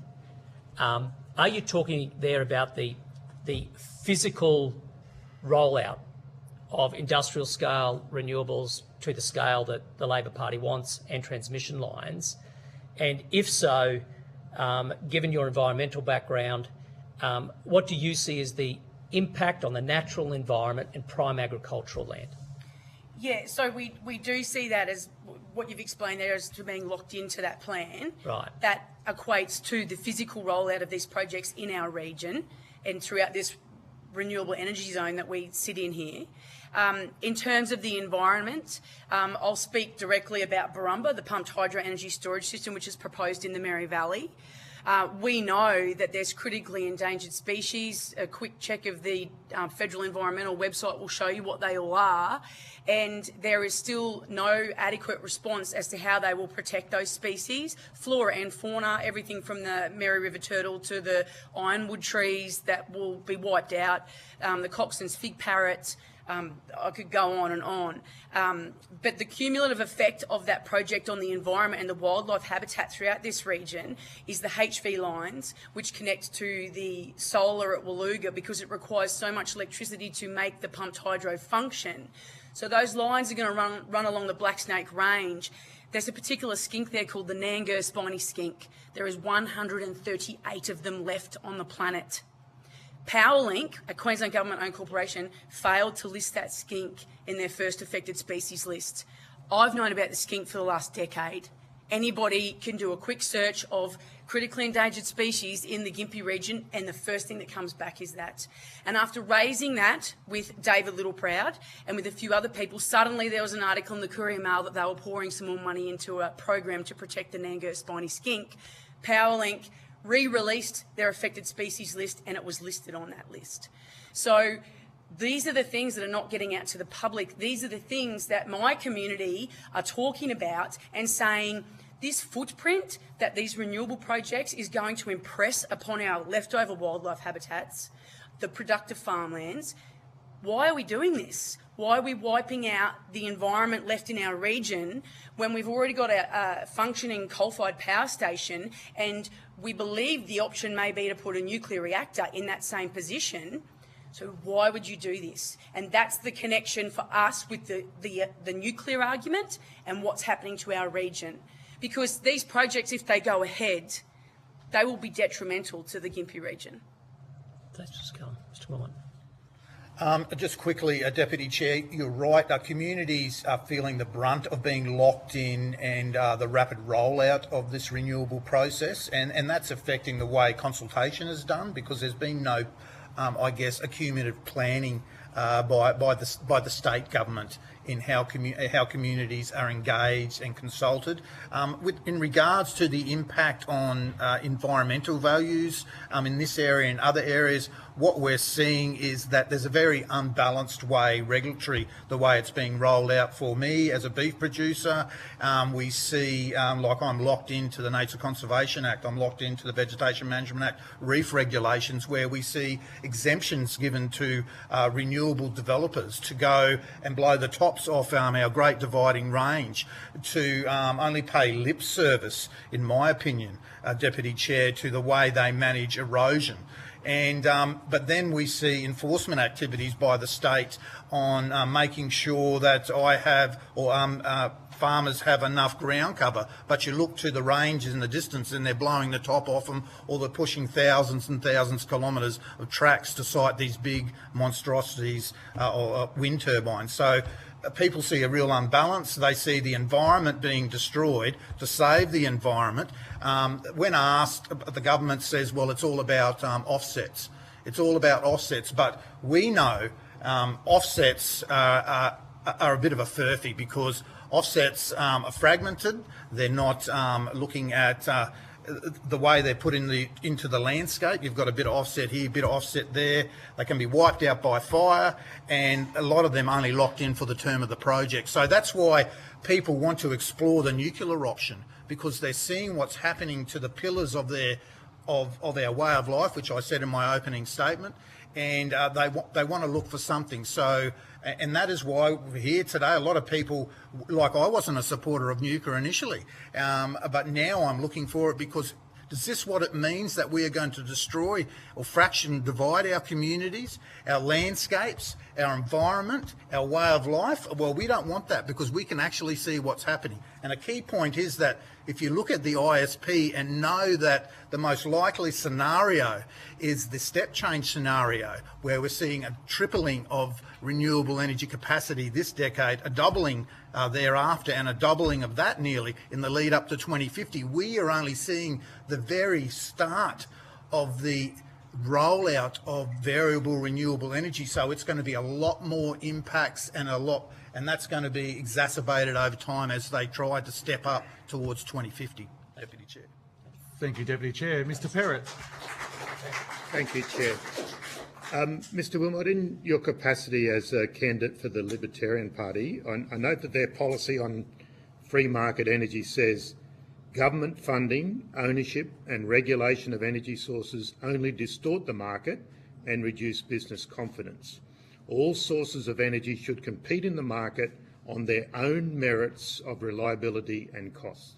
That's the policy of the party you represent. How do you reconcile a Commonwealth-owned nuclear power station here, 7 sites around the nation, costing, 60, 70, $100 billion, whatever it is? How do you reconcile that with the idea that you think energy providers should compete in the market? So you don't mind me speaking about libertarian policies if I'm here as a board member of Property Rights Australia? If you're a political candidate, you can straddle both, but I'll let the chair decide, obviously. Fine. Okay. Thank you, Mr Perrott. Looking around the world, you can see with some of the work that has been done and what the best, I guess, let's call it hybrid, of how to build nuclear power facilities. Sure, we need an open market, for sure, but something as complex, and this, even though it's party policies, there are still some of us within the policy, they're fairly complex. You're going to need a lot of regulation in regards to nuclear power facilities developments and a lot of oversight. So you can't, where it's happened in the past overseas, it's all government run. There has been government run, but there has been a lot of private industry working in partnership with government. And I think that's what the coalition is actually putting forward, that there's going to be a partnership between, it's not just going to be government run, that there will be expertise that is needed to build these facilities. So, yeah. So you can reconcile that? Quite easily, because I think it's just not we need an open market, but I think once these things there needs government leadership because there's a lot of step through. Rather than compete on price, there should be government decisions about what infrastructure should be there.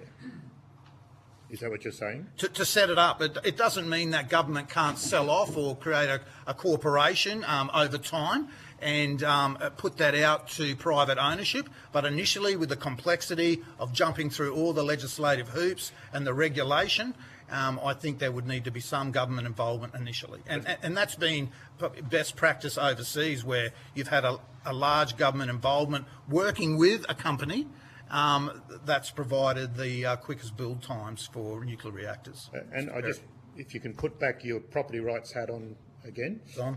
Okay, and because you say that you aim to defend property rights. Yep. So if a property owner, say the person that I think Mrs McCallum was talking about, that if they're made an offer to host renewable energy infrastructure or transmission lines, or wind towers, or whatever it is, and they decide that they want to do that because they get an income stream from the wind tower or the solar panels or the whatever it is that their right as a property owner, as an Australian do they have the right to do that, to enter into that contract with the private company, leaving aside the foreign interest side of things? Of course. Well, that's a really good question, Mr. Perrott, and it's one.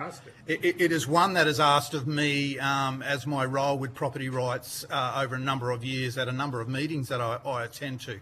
How can I stand up and defend the rights of private property owners, but on the other hand say, well, you know, what they're doing, signing up to renewables, is affecting people's property rights?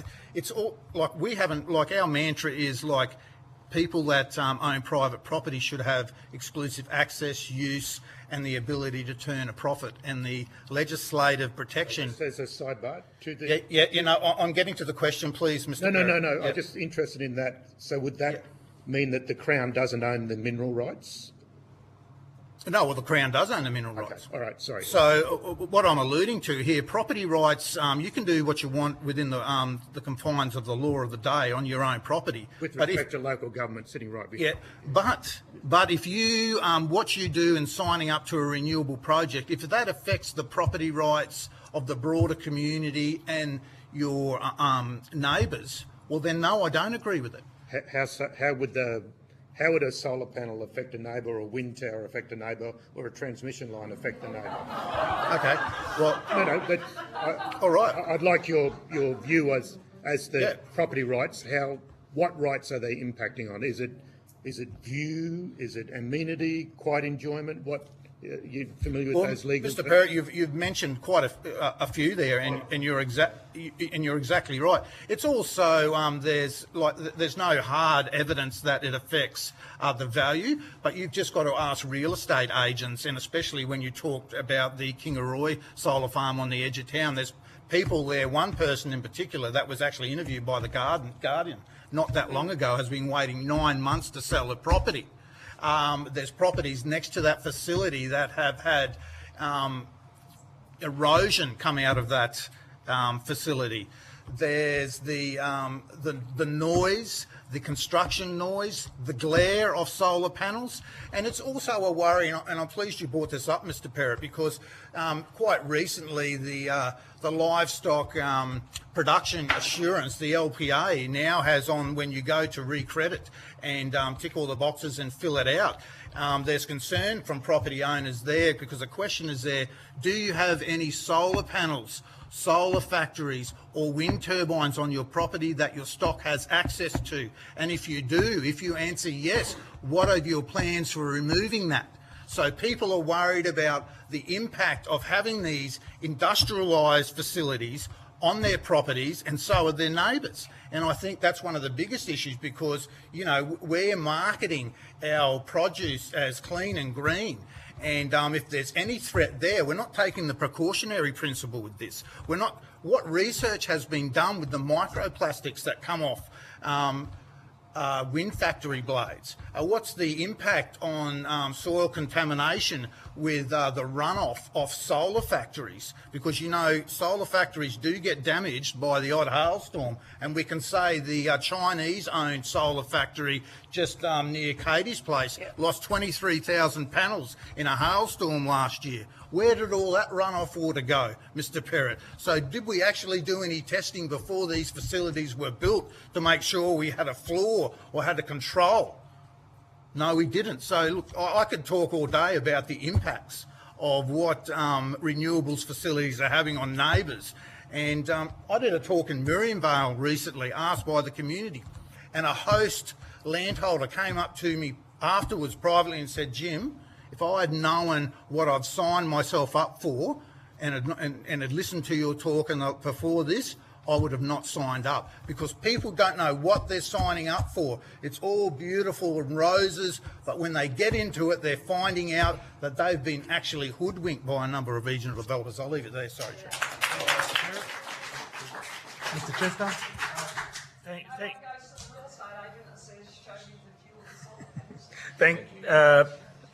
Thank you, Chair. I want to go to this question around social licence and community engagement, which you've both touched on. And it appears to me there's a very strong view you're expressing that there are different rules being applied for renewable projects compared to normal planning permission activity in your region. Can you just reflect on that for me a little bit on how we could perhaps compare and contrast how you could do this community engagement better if you were to try and establish a large-scale nuclear facility, for example, compared to how we've approached this current rollout? I say we quite generically. It's been all levels of government involved to some degree, plus private proponents, and how we overcome this divide, which is now very pronounced between city and country, where people in the city love the idea that they're getting their power from a renewable source, and people in the country are carrying the burden of it. I'm not sure what my question was. Compare and contrast how we can do it better. Well, that's a good question, Mr. Chester. So I think that one of the things with consultation, and I used to work for the state government in a senior role for a number of years, is that we've actually forgotten how to do good consultation. We've actually forgotten how to actually make communities feel they're a part of the decision-making process. It's all about a tick-the-box project. It's all about doing online surveys, but it's nothing face-to-face like this.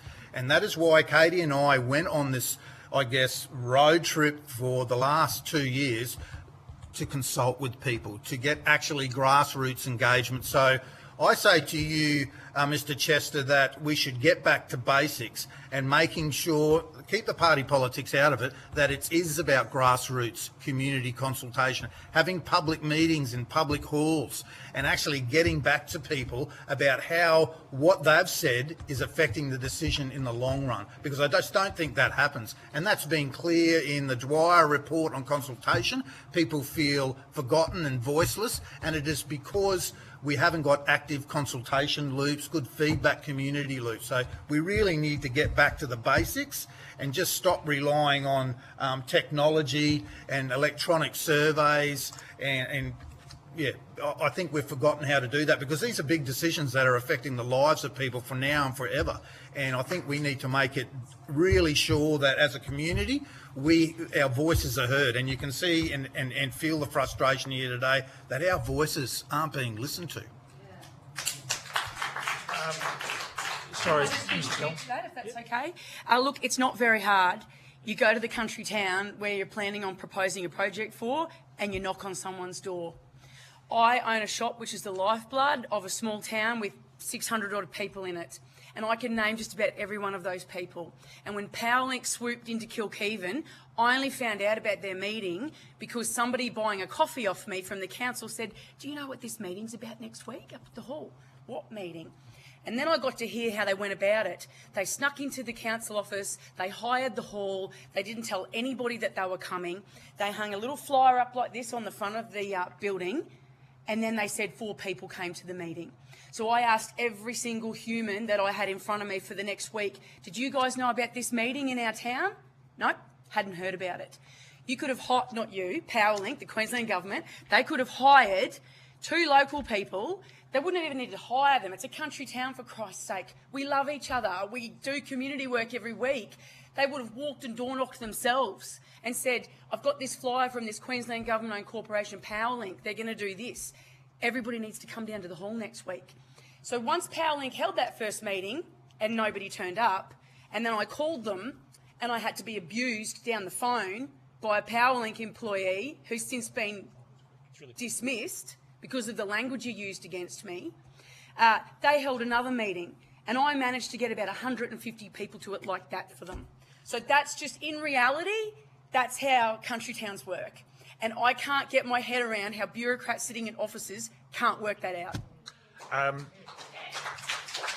Having lived in regional towns my entire life, I associate myself with your comments. Can I say, just quickly, clarifying this issue around property rights, Mr. Wilmot, you're a beef producer.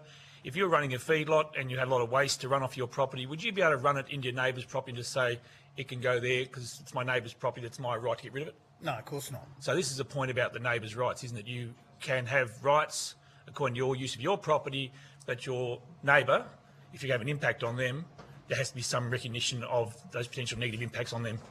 That's right, and like, look, I'm all for property rights, hence I'm in Property Rights Australia. But if what you do affects your neighbours or affects your community, well, that's not fair, and I think that's what we're really seeing and hearing here. So, yeah, look, I totally support, and that's why the community is frustrated when the developers come to town. I call them the carpetbaggers, the greasers. They grease up land. The only two winners are the developers and the host properties, because we have only seen. We haven't seen any legacy projects that have long-term benefits. Like look at our roads. You would have drove down here on them from Billawheeler. Times against this. Can I just clarify also, are they using non-disclosure agreements for the private property holders to can't talk about the contracts they've signed? Of course, and they're even doing that with the neighbouring properties, giving them $5,000-$10,000 a year, but. And the same even with the wind data, when a neighbour might be complaining about the noise data, well, we'll give it to you. And I can cite an example, Mr. Chesser, of this in the Caban. We'll give you the noise data, but you have to sign a non-disclosure agreement. Like, what's going on? Thank you, Mr. Chester. Thank you. Mr. Burnell, just quickly, one question.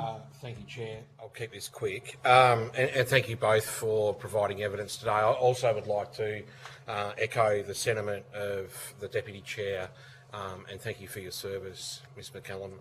I know that having family members who've done the same, there is a heavy toll to be paid for service within our state police forces across the country.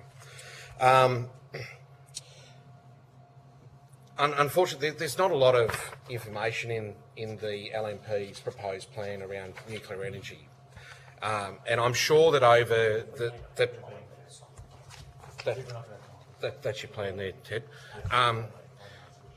Over the 2.5 years of proposed consultation, if the community comes to the conclusion that they are overwhelmingly against nuclear energy, should the project be scrapped? Well, I can have a crack at that. I think that when you look at what is, in my view, what is going to happen in regards to the current energy policy of 100% renewables. No, sorry, Mr. Wilmot. Okay, well, my question is very specific around the proposed nuclear energy program that's in this pamphlet. On the completion of 2.5 years consultation, if the community is against it, then should the plan for a nuclear power station in that community be scrapped? It's a yes or no answer. Well, I can't say yes or no, and I feel that you're prompting me how to answer the question. I would say, well, how much of the community are against it? More than 51%. So the majority of the community are against the proposed project. Should the voices of the community be heard and the project be scrapped? Yes or no? Well, there needs to be consideration that the project wouldn't go ahead. And I wish that was the actual determination when people are forced into accepting renewable projects spread right across their region. But we're talking about a nuclear energy program. Well, I'm just doing a comparison. But I've asked you specifically. And I've answered your question. That the community, on the basis of the consultation, hypothetically are against it on a majority basis. Should the project be scrapped on that basis that community rejects the proposal outright? But it's yes or no. You can't sit in the middle on that, surely. Yes, I think it should be, but I would want to know what consultation was performed, because if the consultation that is done to reach that level was the same as the consultation that we are seeing now, well, then I couldn't agree with it at all, because it's a joke, actually, what's going on right now. The reason why I say that, and sorry, Chair, I'll just supplement with this, because when I go back to the Kingaroy Solar Farm, which was approved by the previous government back in 2019, it sounds to me, on the evidence I've been hearing today, that there was no consultation done on that project. So, and it went ahead. Well, you can't stop them from going ahead, as we're seeing in Gympie region. The council let the first complex slip through, and now we've got a secondary complex that's been approved and is being built, and an expansion of the first one. And these are the words of the mayor from over there. There's nothing we can do because the precedent was set. If we knock back their application, their DA application, they'll take us to I think it's the Lands Court or Lands Tribunal. Yeah, thank you. And we will lose, and then we would have wasted ratepayer money. So, yeah. I'm not sure what you're trying to ask about the Kingaroy one, sorry, because if... No, I'm saying, look, you're saying that consultation should be listened to. Kingaroy went ahead, no consultation. I'm saying in this basis, we do have the consultation. The community says, no, we're not for it. And like the community I'm getting from what I'm hearing today in evidence is we want to be heard. We want our voices to be respected. If based on fact that the community is opposed to the nuclear facility being built, then surely the government of the day would have to listen to that. I agree. The government would have to listen to that. Okay. Thank you. Thank you. Thank you for appearing today. It is now finished. Yeah, thanks for your time today. If you've been asked to provide any additional information, including questions on notice, please forward it to the Secretariat by Wednesday the 4th of December 2024. Please note that responses to questions on notice will be published on the website as submissions to the inquiry. You will be sent a copy of the transcript of your evidence to assist you with answering questions taken on notice today, and you'll have an opportunity to request corrections to transcription errors. Thank you very much for coming. Thank you for having us. Thank you. Thank you. Thank you.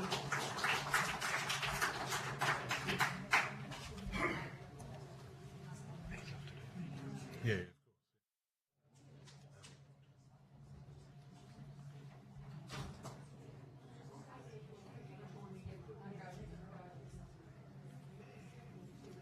Lovely people. Yeah. Hello? Yeah, that's right. Yeah. Hello? Public hearing if We can hear you, Simon. we get Okay, I just want to make sure that I was able to ask questions to the witnesses because I didn't get a go that time. Sorry, Mr. Kennedy, unfortunately we ran out of time. I didn't get to ask a question either, so you and I both didn't get to do that this time. Okay, you usually go first. Yeah. I'll make you first on the next lot. Mr. Kennedy? Okay, no worries.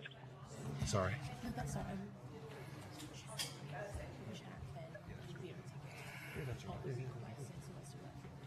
Sounds good. All good, hands? I now welcome Mr. Nick Halliday to give evidence today for the Hansard record. Would you please state your name and capacity which you appear before the committee? My name's Nick Halliday. I'm a farmer at Bull Camp, about 10 minutes from town in Nanango here. Thank you, Mr. Halliday. This hearing is a legal proceeding of the Parliament. The giving of false or misleading evidence is a serious matter and may be regarded as a contempt of Parliament. The evidence given today will be recorded by Hansard and attracts parliamentary privilege. Before I invite you to make a brief opening statement and then we proceed to discussions, would you please state if you're a current or former member of a political party or a union or an investor in the renewable or nuclear industries, please? I'm currently a member of the Australian Labor Party and I'm a member of the Services Union and the Independent Education Union. Thank you very much. I now invite you to give a brief opening statement before we go to questions. Thank you. Well, as I said in introducing myself, my wife Bridie and I run Belvedere Farm. We are a mixed species agroecological regenerative farm at Bull Camp, just outside of town here. We grow beef, pork and eggs. We look after ecosystems, we heal water cycles, we take care of country, we build community and we feed people. I want to thank you for the opportunity to speak to the inquiry today because as far as I can tell, this is the first time the machinery of government has asked anyone in the South Burnett about the nuclear proposal. We've got very, very significant concerns about its impact on our business and our community. Our concerns are about essentially this whole proposal being a red herring to halt the progress in terms of moving to renewable energy. I've got concerns that our community voice will not be heard through this process. I've got concerns about the impact of nuclear on agriculture and particularly our farm. I've got concerns about water use. I've got concerns about our local economy. I've got concerns about our property values. I've got concerns about local infrastructure, and above all, I've got concerns about the risk associated with it. And I'm looking forward to talking to you about those today. Thank you. Can you tell me a bit about your farm? How big is it, and how far away from the power station is it? Yep, our farm's 325 acres, mixed open forest country with some former cultivation on creek flats. We're 25 k's away from Taurong Power Station as the crow flies. As I said, we grow beef, pork and eggs. We feed about 500 families in southeast Queensland. We do that through a community-supported agriculture collective of about 50 families that get a monthly subscription. We do farmers markets. We supply local butchers and restaurants. That's how we get our food to people. Excellent. And what are your concerns about a nuclear reactor being done here? Yeah, well, look, as I said, there's a huge raft of concerns. I mean, above all, I'm concerned that, as was discussed with the previous witnesses, this will happen without the consent of our community and without us even being asked. I note comments earlier about consultation, but the concern remains that if the community rejects this, we might end up with it anyway. I am very, very concerned about its impact on our farm. And look, I'd preface this by saying I am not an expert on nuclear energy. This is something I've only learnt about in the last 3 months. But I have done a great deal of reading on it, and I have really significant concerns about the impact on our farm, specifically about our access to market and consumer confidence. We will be, if the way nuclear power stations are regulated overseas is anything to go by. We can look at US models or Finnish models of regulation around nuclear in farm country. We will be in what is referred to as an ingestion pathway zone. Now, that is a zone of area that is at risk of nuclear leaks, nuclear contamination. And, you know, those risks might be very minor or they might be very significant. You can put a number on it and everyone will have a different degree of comfort with that level of risk. But what I can tell you is that if I've got to declare to our consumers that we are in a radiation danger zone, why would they choose our produce versus produce from the Sunshine Coast or from northern New South Wales where no such risk occurs? Our whole family business, our whole life is based on running a good, clean, green farm producing healthy food for consumers. I don't think that's a conversation we can have with our customers in an environment where we're living in the shadow of a nuclear reactor. It's a massive concern for us. There is also a cost of compliance. Will we be subject to regular testing?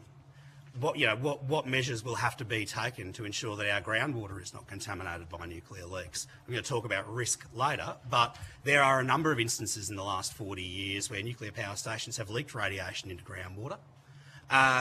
We rely entirely on groundwater to supply our farm and to conduct our life on this country.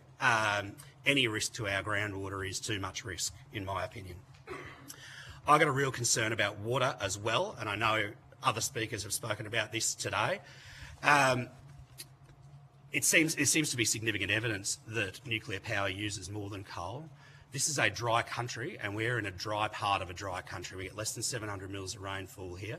We've got local towns already that are out of water and are relying on very marginal water supplies and affecting the quality of water that comes out of people's taps. And we've got farmers in this area who rely on water allocations out of Boondooma Dam to run their farms, and they are going to end up competing with a nuclear power plant for that water. A massive concern. I've got a real concern about our property value as well. Overseas studies show from the UK that there could be as much as a 25% decline in property values in areas affected by nuclear power on the nuclear front line. Our farm is our only asset. It is our only asset in this world. I don't have a fat super balance. We don't have any generational wealth coming our way. We need the equity in that asset to provide for us in retirement, or indeed, if we need to grow our farm business, to buy cattle, to take on more country, to buy machinery.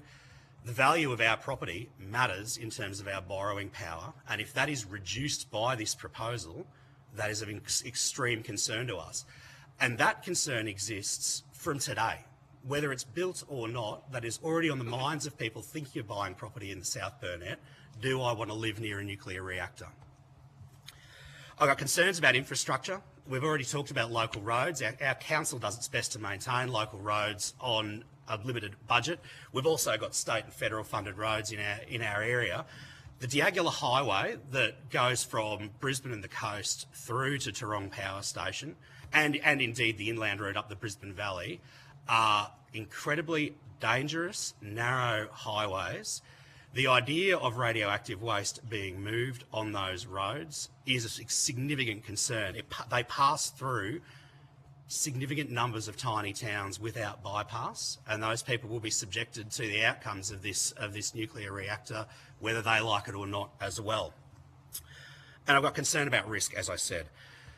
Nuclear energy produces a great deal of nuclear waste. You know, I've heard politicians make statements that it's the size of a Coke can. That does not appear to be the case.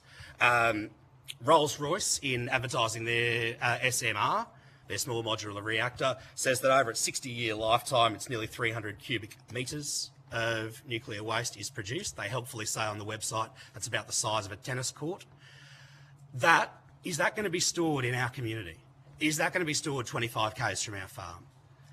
And overall, the biggest problem I've got with this is that we've got a 500-year plan for our farm, right? It is currently a rundown, conventionally farmed property. The water cycles are broken on our property. Our creek is eroding. Trees are dying. We've got a 500-year plan to regenerate that place, to make the creek run clear, to do incredible things with this country. And that sounds insane for someone who is 40 years old to say, oh, I've got a 500-year plan for a piece of country. But we do. The day you open a nuclear reactor, you are saying that you've got a 10,000 to 1 million year plan for what happens to that waste. This is something, if we create this waste, we are saddling at least 500 generations of my family. We are creating a problem that they're going to have to deal with in perpetuity in this community. Or do we kick it down the road to someone else's community? It is not an outcome that we can be comfortable with. Thank you. And we've heard from other witnesses today around the environment and their concerns for the environment, and there's quite a lot of endangered species around here. Do you have concerns about that from a nuclear perspective? Because the ingestion that you just spoke about, the exposure area, is around 50 miles, so around 80 k's. Is there a concern for the wildlife in that as well? Yeah, look, absolutely. I mean, you know, this area is teeming with wildlife as well. And, you know, along with our farm businesses, all of these natural areas, including the Bunya Mountains, you know, an incredible national park of enormous significance to our community and to Queensland, would all be in that danger zone. No worries, thank you very much. We'll go to Mr. Kennedy first up. Yeah, hi Nick. Are you a member of Lock the Gate? Yeah, I am employed 2 days a week with Lock the Gate. Unfortunately, you might have heard that farming is not as profitable as it could be, so I need to maintain 2 days a week of off-farm employment. So I'm employed by Lock the Gate Alliance for 16 hours a week. My views today are not the views of my employer. But I found a description today of Lock the Gate as an anti-coal and gas pro-renewable grassroots community campaign. Is that an accurate description? That sounds right. And what's your role at Lock the Gate? I'm Queensland Outreach Coordinator. Okay. And then, given what you just said about sentiment, previously towards nuclear power plants and if people being against it, communities should be listened to. The Property Rights Australia, in their submission, had a survey showing that 93% of Queensland rural people believe the government's acted in bad faith in rolling out renewables projects. 3.5% of Queenslanders believe the government departments have listened and acted on their concerns regarding renewable projects. Applying that same logic, wouldn't it be that these renewable projects similarly don't have a social licence in Queensland and rural Queensland and shouldn't be supported? Well, I mean, there's clearly a range of views on that, but what I'd say is that the onus is on proponents of any energy project, whether it is renewables, whether it is nuclear, whether it is coal and gas, and whether it's the extraction of the raw materials to provide those, uranium, coal, gas, whatever. The onus is on the proponents and on government to make sure that they're properly regulated and aren't causing harm in communities. But just a specific question, given those survey results, wouldn't it be consistent that actually those projects also not be supported? I mean, I haven't seen the. I found out about these survey results 5 minutes ago. I'm not aware who was surveyed, so I can't really comment on them. That survey, Mr. Kennedy, can you please table that? Yeah, I believe it's in the Property Rights Australia submission, Chair. Yep, could you please make sure you get that bit tabled to the Secretariat, please? Yeah, I'm just reading it from their submission that was submitted. We all have access to. Okay. Yep. Is that the one the council said they didn't think went here? No, different one. Okay. We heard in the... Are you aware how much capacity the Renewables government needs to build to meet its net zero targets? Sorry, Mr. sorry. Kennedy, that's not a question. Okay, well, do we think it's, given that low social licence that we've got from that survey, currently we're planning on increasing wind by 500% by 2030 and solar by 73% by 2030. Doesn't this seem to be breaching a social licence? Mr. Kennedy, you can't expect Mr. Holliday to know how to answer that when he's only just found out about this survey. Okay, we'll just...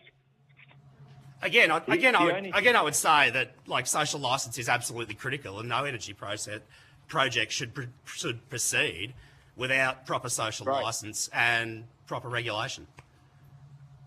And do you believe, from your time in the community, with social licence has been appropriately sought for current renewable projects? Well, as you might know, we've recently moved to the community. We've been farming elsewhere for 10 years and we have just moved our whole life here. So I can't really comment on consultation that's happened in this area previously. When did you move? When did you move, Mr. Holliday? We signed the contract on this property in June of this year. So was that after the Coalition's announcement on nuclear? No, it was 2 weeks before it. Okay. And no further questions. Thank you, Mr. Kennedy. Mr. Perrott. Thank you for your evidence, Mr. Holliday. I just want to go to water. So just to get, are you in the Brisbane Valley or the Burnett Valley catchment? So we're in the Burnett catchment, and our property rises up a hill, and the very top of our hill it breaks over to the Brisbane River catchment. So that water, the Brisbane Valley watershed, is just beyond our farm. Okay, so you don't, all your water is overflow and bores, or? Yeah, that's right. We store water in 3 dams on the property, but I mean, given the low rainfall in this area, they can't be relied on for our farm business. So we rely solely, essentially, on a bore. So no town water. No, we've got no town water and no piped irrigation water on our property. I think you said, was that less than 700 mil per year? Yep. Yep. My understanding in the last 60 years, the South Burnett and Nanango has been drought declared 10 times. Yeah. The initial bomb data I had was that rainfall is declining. Do you have any comment on that before you signed that contract for if you're changing farming properties? We've moved from a high rainfall area, and look, I mean, it won't surprise you to hear me say that as farmers we are on the front lines of dealing with a changing climate. And increasingly unpredictable rainfall seems to be a feature now of property management, and we're taking it into account as we... Unpredictable rather than heading south is your analysis, or just unpredictable? Unpredictable. So it could be more, it could be less, it could be coming bigger bursts, seems to be what the scientists say about the energy in the environment, means the rainfall events will be heavier, more intense. And so I think you mentioned you wanted the creek to run clear. I do. So you'll have dams, and what other sort of water management strategies? Yeah, well, look, chief amongst our water management strategies are making sure that we increase soil organic matter on the property, so that water is actually held in the soil, slowly released into the groundwater and into the creeks. Okay, and the Tarong Power Station, is it in the Brisbane River catchment or the Burnett? Sorry, I'm not actually. I don't actually know the answer to that question. I believe it would be in the Burnett River. Because I know they access water from both systems. Yeah, I mean, certainly piped water goes to Toorong from both of those catchments, but I don't know what is downstream of Toorong in that sense. Because we heard evidence earlier today from the local government representatives that they were going to maintain the current water for the power station, so it would be restrained by the current water usage in terms of how big the power station would be. Would that? So that gives us a guide as to the megawatts. Yep. Does that give you any comfort in terms of safety and security and the like? Well, no, it doesn't. It doesn't, and hearing that today, that it would be restricted to the current water allocation. I mean, given that the South Burnett is already running out of water, that doesn't give me much comfort at all. But then also, I guess that means that it'll generate less power than even the current station, on the basis that nuclear requires more water. So you'll be in the ingestion pathway zone for not much energy, but it might be cheaper energy. Yeah, well, I mean, allegedly, although, again, I understand that there is conjecture about whether it is cheaper or not. But, I mean, there are also... I mean at your... Cheaper when it comes to paying your bill. Yeah, I mean, so, it has been mentioned that locals might get discount power out of hosting a nuclear reactor. And, indeed, it was discussed before that locals might get roads and infrastructure and things like that. Roads and infrastructure and reasonably priced power are things that everyone in Australia expects. People in rural areas are denied them in many cases. We don't have the roads here that we have on the coast or in Brisbane or in Sydney or wherever. We shouldn't have to accept risky projects just to get things that everyone else in Australia already has. Thank you, Mr. Perrott. Mr. O'Brien. Thank you very much. Given your comments of concern about nuclear waste, do I take it you're opposed to the Labor Party's signing of the AUKUS deal and the responsibility undertaken by the Albanese government to permanently store high-level nuclear waste from our nuclear-propelled submarines? I think I will answer that. I think that's an outrageous question in this forum, but for the record, I am opposed to AUKUS. Okay, thank you. Can you explain your response to the Chair's question about 50 kilometres, I believe it was. 50 miles. 50-mile radius around the power plant's going to have an adverse impact on wildlife? Can you, was it wildlife? Or what was that? Ingestion pathway. And so can you explain what you think the risk is there? Well, there's several risks. We are talking about large, complex systems. Accidents happen all the time in nuclear power plants and coal-fired power plants and all other industrial scale projects. It is not a matter of if there will be an incident, it is a matter of when there will be an incident. And whether it's here at Taurong or whether it's at one of the other sites, this remains a concern. No, thank you. So you confirmed what I wanted to know there, which is it's in the event of there being a major incident and radiation exposure, not a day-to-day occurrence. Well, I am also concerned about day-to-day occurrences. So have you had any evidence before you that you can give the committee that there is an ongoing day-to-day risk in any country today comparable to Australia when it comes to farming practices? I'll give you some examples. So the United States is the world's leading producer of corn, soybeans, wheat, cotton, livestock. France is very well known for its wine, its dairy and so forth. Canada, wheat, canola, and so forth. India, rice, wheat, milk. All of these are countries that are safely managing zero emissions nuclear power plants.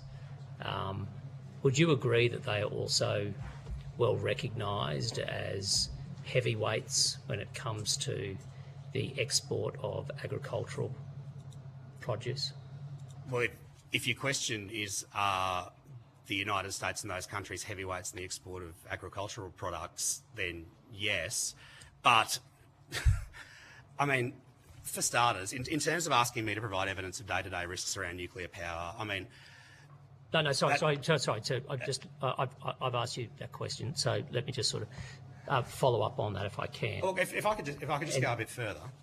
On that question? On that question about Okay. that you initially started about, can I give you any evidence of day-to-day risks of nuclear power? Peter Dutton and the LNP have the entire machinery of government available to them to provide me with information about the day-to-day risks. The day-to-day risks of nuclear power. I have a Kelpie and a laptop. I have to correct you, sir. I'm sorry. I cannot provide you with evidence on that. Thank you.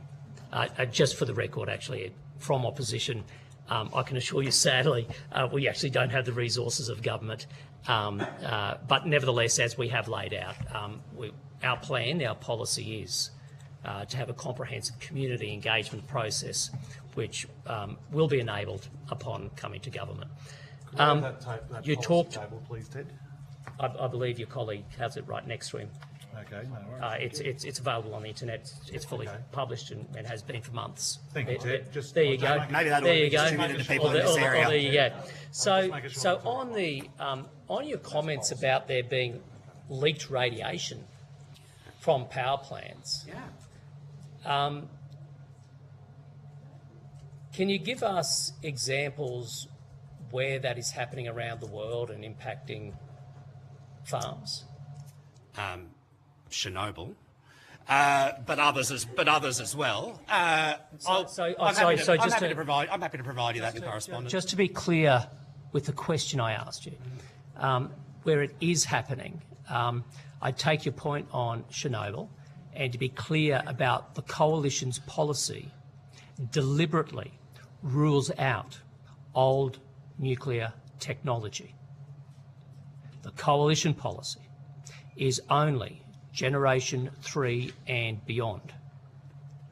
In your earlier comments, you have made it clear that you see there is a risk of leaked radiation, which is quite a claim to make, especially given the countries that are currently successfully managing these plants and producing right up to the fence of nuclear power plants. So my question again is, can you give any evidence? Yeah, look, I'm happy to provide information by correspondence. So you're happy to take it on notice? So you have to take it on notice. So you can't think of anything now. You're the one who proactively put forward this evidence. You don't want to check your laptop or your Kelpie? No. Deputy Chair, I also would just like to say that this is a farmer in the area. Yes. Who's got concerns, the same as we listen to concerns from other people as well. And so that is what we're here listening to, is concerns from people in this area. And Chair, just on that, if I can, I think the concerns that you might have, and we've heard questions raised by others, this to me goes to the importance of us having a comprehensive community engagement process where questions can be put and answered not by politicians, but indeed by independent experts to satisfy. I couldn't agree more about the importance of that. If we get to the end of that and this community decides we won't want it, will we get it anyway? So the question, let me answer that question while putting one to you, since that's what we have to do in these forums.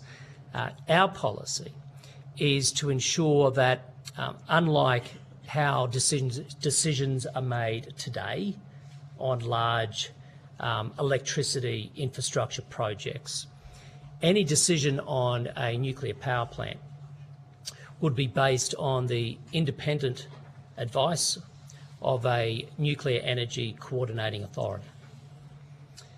That authority would take into account some of the issues you've raised, and we've heard from the Mayor and others, including technical aspects.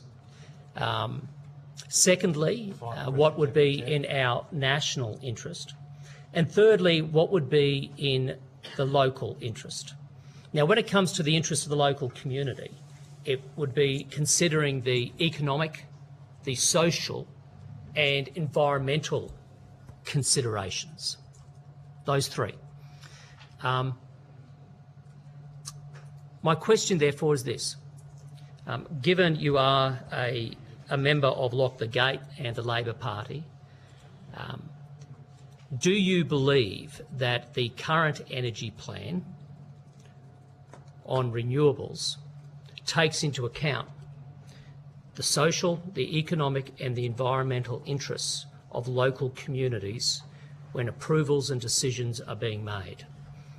I cannot speak on behalf of either Lock the Gate nor the ALP.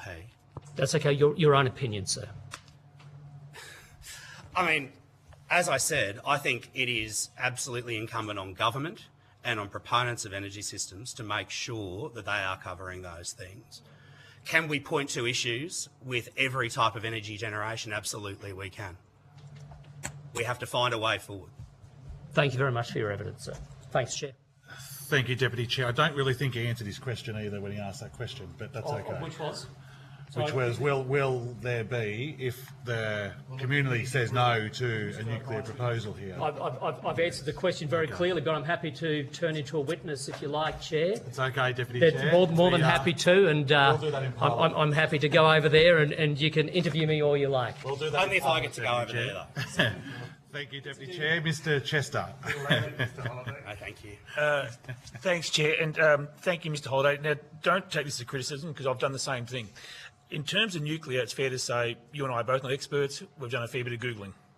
That's how we've found information. So that's not a criticism at all. We've also had evidence today in relation to renewable projects, people from the agricultural sector saying it's going to impact their price. You're saying a nuclear station will impact your price for your products. Is there a data point here somewhere, or is there a need for more research here so we can actually test this theory? Because I look at the Champagne region of France, for example, and I don't find anyone getting cheap French wine in Australia. So there doesn't seem to be a price penalty for products coming from an area with a nuclear power station. So is that a data shortfall? Is there some research required? What do you think about that? Well, I think there is a shortfall of data in that, and I'd also say that the produce that we sell can be distinguished from commodity produce from overseas, and certainly for our farm business. When I ask our customers, which I've done, I didn't mention this earlier because I don't think it's enough people to be a valuable data point. But when I asked our customers, people who actually buy our beef, pork, and eggs on a weekly basis, would our farm being so close to a nuclear reactor make you think twice about our produce? 83% of them said yes. So on the same vein, then, you're located close to the coal-fired power station. People aren't uncomfortable purchasing your products? Look, I'm sure they'd prefer that we weren't near a coal-fired power station as well, but I think in the consumer's mind, it carries quite a different connotation. So again, and indeed, there is a plan to shut that coal-fired power station within my lifetime as a farmer. So again, I get back to my original question relating to, we've had evidence today of farmers located near a renewable facility, and your evidence today that you don't be near a nuclear power facility because of the same reason. You think you're going to have an impact on your prices. How do we prove this? Is there a shortage of data? Is there some research required? Or what? Because right now it seems to be what you've Googled, what I've Googled, and no one has come to me with a simple fact saying you've just paid a penalty as a farmer because you're next to a renewable factory or you're next to a nuclear power plant. Yeah, look, I mean, clearly there is always a need for more data on these things, but what I would say is that I don't have any concerns about my price if I was located next to a wind farm. Yep. It's as simple as that. So, again, it's sort of, we're going around in circles a little bit. It's your feelings, your concerns. There is no data either way on either of these issues that either of us can point to. Other than my poll of my customers. Thank you. Small sample. Thanks, Chair. Thank you, Mr. Chester. Mr. Burnell. Thank you, Chair, and thank you, Mr. Holliday, for coming in and giving evidence today. It sounds like your farm is quite an interesting place. One day I'd like to come out and visit. I think very keen on undertaking any observation of regenerative farming practices. I just want to go to some of the early comments, and I think some of the frustration in the conversation currently is the fact that there's been a proposal. So I was just shocked because my understanding was this was a plan, not a policy. but the Deputy Chair just confirmed it is a policy. Our plan for zero emissions nuclear, showed everybody this earlier, but there's not a lot of information in there, and there's a lot of assumptions that have to be made by the community. Do you think that it's fair on local communities that it's been 6 months since the announcement of the LNP's proposal to go down a nuclear pathway if they're to win government? Do you think it's fair for the community to still be waiting for more substantial information to start making a better informed decision around what the potential impacts are for community? No, I don't think it's fair, and I think our local councillors spoke pretty well to that earlier, which is in a vacuum of information there is enormous community division. There is no information for us to go on. And, people rightly or wrongly, depending on your point of view, are worried about this, and it seems intractable. Right. Do you think that it's reasonable to expect that there should be, by this stage, more information as we're heading to an election? It's around the corner. We can't sometime by May next year, but yeah, there's a serious consideration, given what we heard earlier from the Mayor, that Mr Littleproud is saying that if the LNP was elected, that's a mandate. Do you think that it's fair that the local communities are going to an election currently without a lot of meat on the bone around what the actual nuts and bolts of the LNP's nuclear plan is? Yeah, policy, I should say. It is unfair and it's extremely concerning, and the worry that I have, that I think a lot of people have, is that when casting their votes, the vast majority of Australians will cast their vote for one party or the other, not having to live near the consequences of that vote. This, if it is true that Peter Dutton will take that as a mandate and build these power plants, whether communities want them or not, that will be a decision made not by people in the South Burnett, but by people in Sydney, Melbourne, Brisbane, and it's a massive concern to us. Because I think it's important that we just be clear about some timelines, because we're talking 2030s for the Tarong power station to come offline. And I'm going to read from the Coalition's policy pamphlet that we've got here. Our zero emissions nuclear energy program will consist of 2 phases, starting with 2 establishment projects in the mid-2030s, followed by a build-out of projects through to 2050. There's nothing that guarantees local community there will be an energy production solution in this area to do with nuclear before 2050 based on that pamphlet.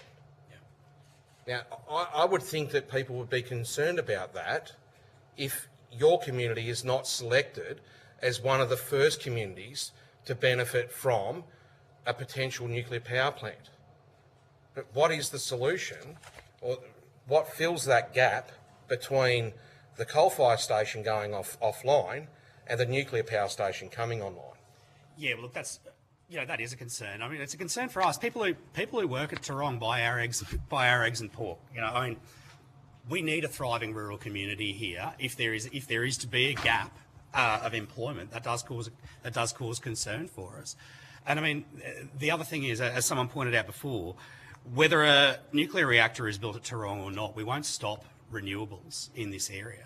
So, I mean, again, we're in an information vacuum at the moment.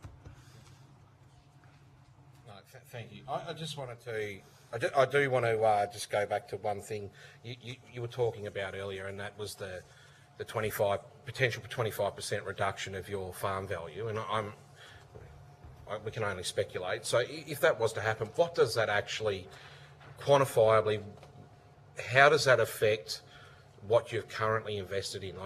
The viability of your farm, where will you be in 10 years' time? Yeah, I mean, so one would hope that we are still living on our farm in 10 years' time, and we won't go to sell it and experience that 25% loss in value as a cash loss. But look, I mean, frankly, farming is difficult. Farming is certainly the least lucrative thing I have ever done, but the most wonderful, and we stand by that decision. But frankly, like if I'm injured and I'm unable to run the farm, we will be out there looking for day jobs. We may not be able to keep that place, and yeah, that would be a life-changing loss in value. But particularly, let's look at a better scenario rather than a worse scenario. Yeah. If our farm continues to thrive, we feed more and more people, we can grow the business, we can employ more people, and we want to buy another block to run more cattle or something like that. If the valuation of our existing property is reduced by 25%, that will massively limit our borrowing power in terms of the ability to grow our business. Yeah. You've got a young family, haven't you, Mr. Holiday? Yeah, it's my wife and I have got a 2-year-old son, Harlan. Yeah. Oh, very nice. Well, hopefully it becomes a family property. That is very much our hope. Excellent. Thank you, Mr. Bennell, and thank you, Mr. Holiday, for your time today. If you've been asked to provide any additional information, including questions on notice, please forward it to the Secretariat by Wednesday, the 4th of December 2024. Please note that responses to questions on notice will be published on the website as submissions to the inquiry. You will be sent a copy of the transcript of your evidence to assist you with answering questions taken on notice today, and you'll have an opportunity to request corrections to transcription errors. Thank you for appearing. Thanks for your time. Thank you, Mr. Holiday.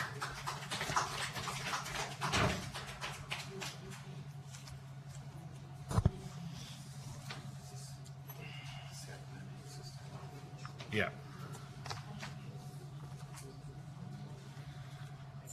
So, Susan's. I thought she was going to be on a Zoom call or something like that. She's up. Surprise. Good work. I now welcome Arnie Janine, Miss Smith and Miss Mungle to give evidence today. For the Hansard record, would you please state your name and the capacity in which you appear before the committee? My name is Janine Sandra Smith. I appear before the committee as a representative for the traditional owners of this area. Good morning, and thanks to the House Select Committee on Nuclear Energy for letting me speak today. My name is Peter May. I am here today because I have a vested interest in the future of the South Burnett as a member of the Waka Waka Native Title Group and as a Booyabara traditional owner. And I'm Suzanne Mungle. I'm a representative of the South Burnett Sustainable Future Network. Thank you for appearing. This hearing is a legal proceeding of the Parliament. The giving of false or misleading evidence is a serious matter and may be regarded as a contempt of Parliament. The evidence given today will be recorded by Hansard and attracts parliamentary privilege. Before I invite you to make a brief opening statement and then we proceed to discussion, would you please state if you are a current or former member of a political party or a union or an investor in the renewable or nuclear industries? I'm a member of the Australian Workers' Union, retired. Good work. And I was a member of the Together Union. Together? Not any longer. I believe I was a member of the Nurses' Union, but not currently. No worries, thank you. I now invite you to make a brief opening statement. My name's Janine Smith. My great-great-grandfather's name was Tabinga Harry. He and his wife, grandmother Louisa, his surviving daughter Lizzie, 3 children of Lizzie, and 2 children of her deceased sister Maud, that's my great-grandmother, were the last of the Aboriginal population of Nanango. They were removed from Nanango in November 1914 from Nanango to Deebing Creek Aboriginal Mission near Ipswich. When my grandfather was only 7 years old, at the age of 4 he lost his mother. His father was the son of a Nanango pioneer who failed to provide any support. Tabinga Harry was in his 80s when he was removed from here. As reported in the Queensland Times on Friday the 13th of November in 1914, my family's proven connection can be traced back to pre-settlement. The Booyabara never ceded sovereignty of their lands. As a young woman, I protested against nuclear power in the 70s. At that time, Australians marched in the streets around the nation holding up signs saying no nukes. Trade unions refused to load yellow cake. Australians overwhelmingly voted against government plans to supply the world with the means to make weapons of mass destruction. We are a non-nuclear proliferation society, And now the government wants us to have a nuclear power plant in our backyard and a nuclear port on the coast. I didn't expect to have to take up the fight again in my late 60s, but here we are.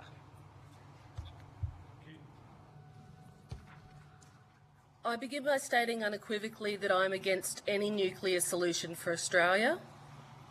I do have a submission that I will be putting in tomorrow so that you guys can see my views and things like that, but I just wanted to read out my recommendations. The rights of native title holders and traditional owners to access and use of lands and waters needs to be considered before moving forward in any nuclear development across Australia. Areas of cultural significance should be considered unsuitable as a location for large or small-scale nuclear modules, including Meandu Mine, southwest of Tarong, which is a documented site for axe grinding grooves of the Booyabburra. I will have a map for that in my submission from Steele. I'll have a map here. No, it's all right.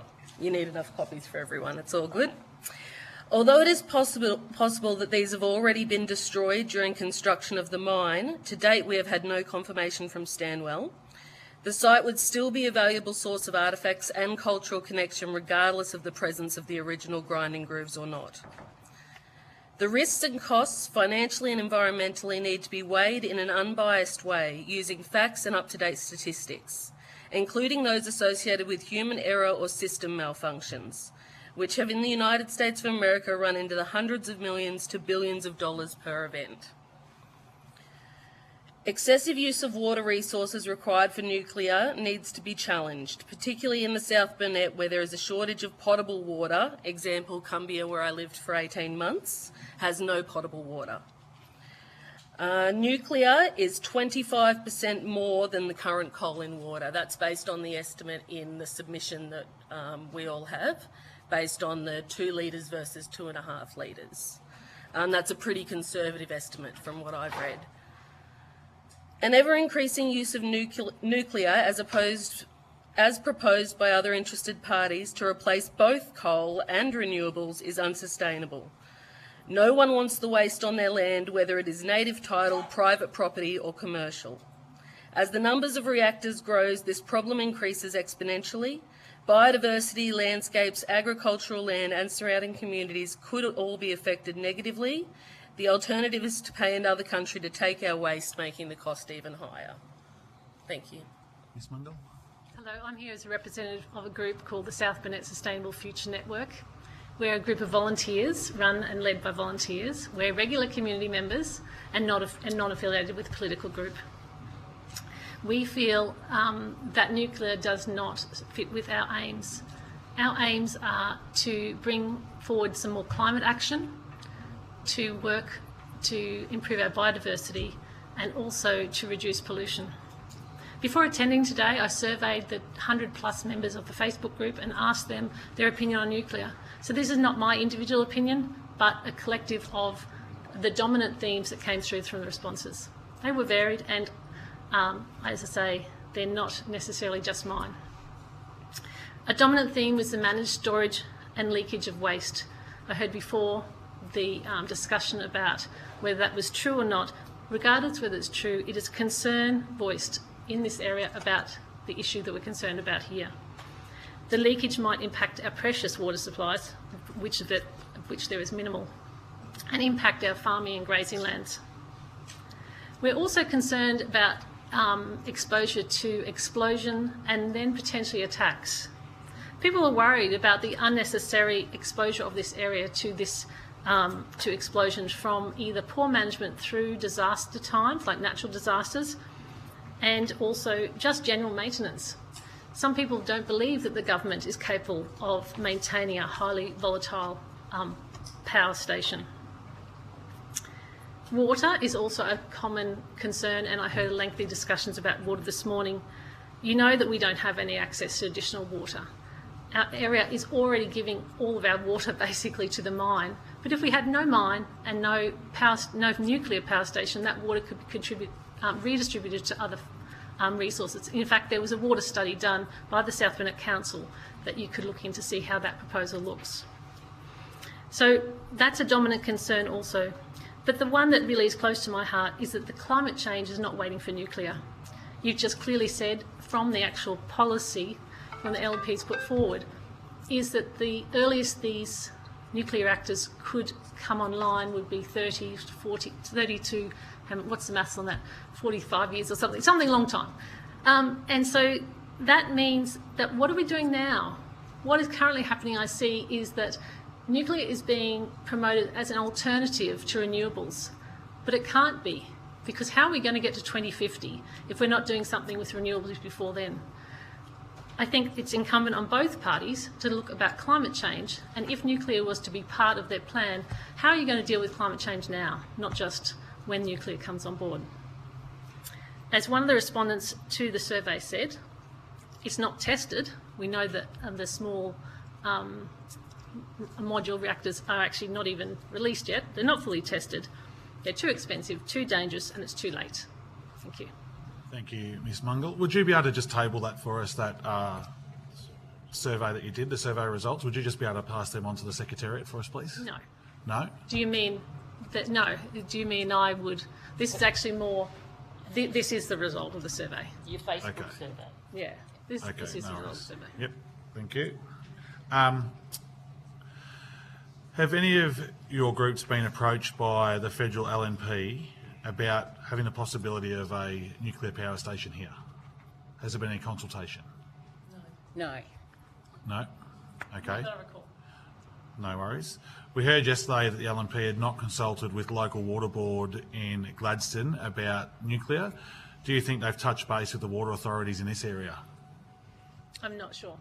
I wouldn't be able to comment. Okay, yep, no worries. Do you think that's a concern, though, that we don't know if they have touched base or not? Well, if they didn't do it there, why would they then do it here? Yeah, I'm not sure on that. Yeah. It is a concern if it It hasn't is a been done. concern Yep. if that's their track record. And the Coalition announced their 7 nuclear sites in June without clearly undertaking consultation with communities. Do you think this is appropriate for such a big topic? No, not at all. No? Not to just announce it without having any of the really concerned people advised as well. No worries.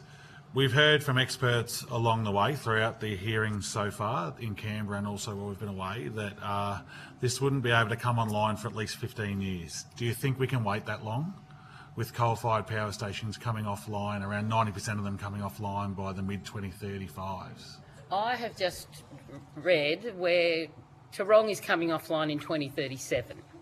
Now, I saw Tarong management a couple of weeks ago. I think it was at an event run by the South Burnett Sustainable Futures Network, where I asked the Tarong, the Stanwell group, whether they were what was their position on nuclear. They said they were not going nuclear. Okay, I'm pretty sure that they said as well they're closing 2030 for Tarong there as well. And so if at the very earliest that nuclear comes on board according to the policy or plan from the opposition that we have here, the very earliest is 2035, which we've heard from experts that is extremely unrealistic. What will happen to the workforce in that period? Well, as far as The number of workers. they say they have 700 workers, is that 700 plus 400, but that's in the maintenance crew? So there is a maintenance crew. What did they do before Tarong?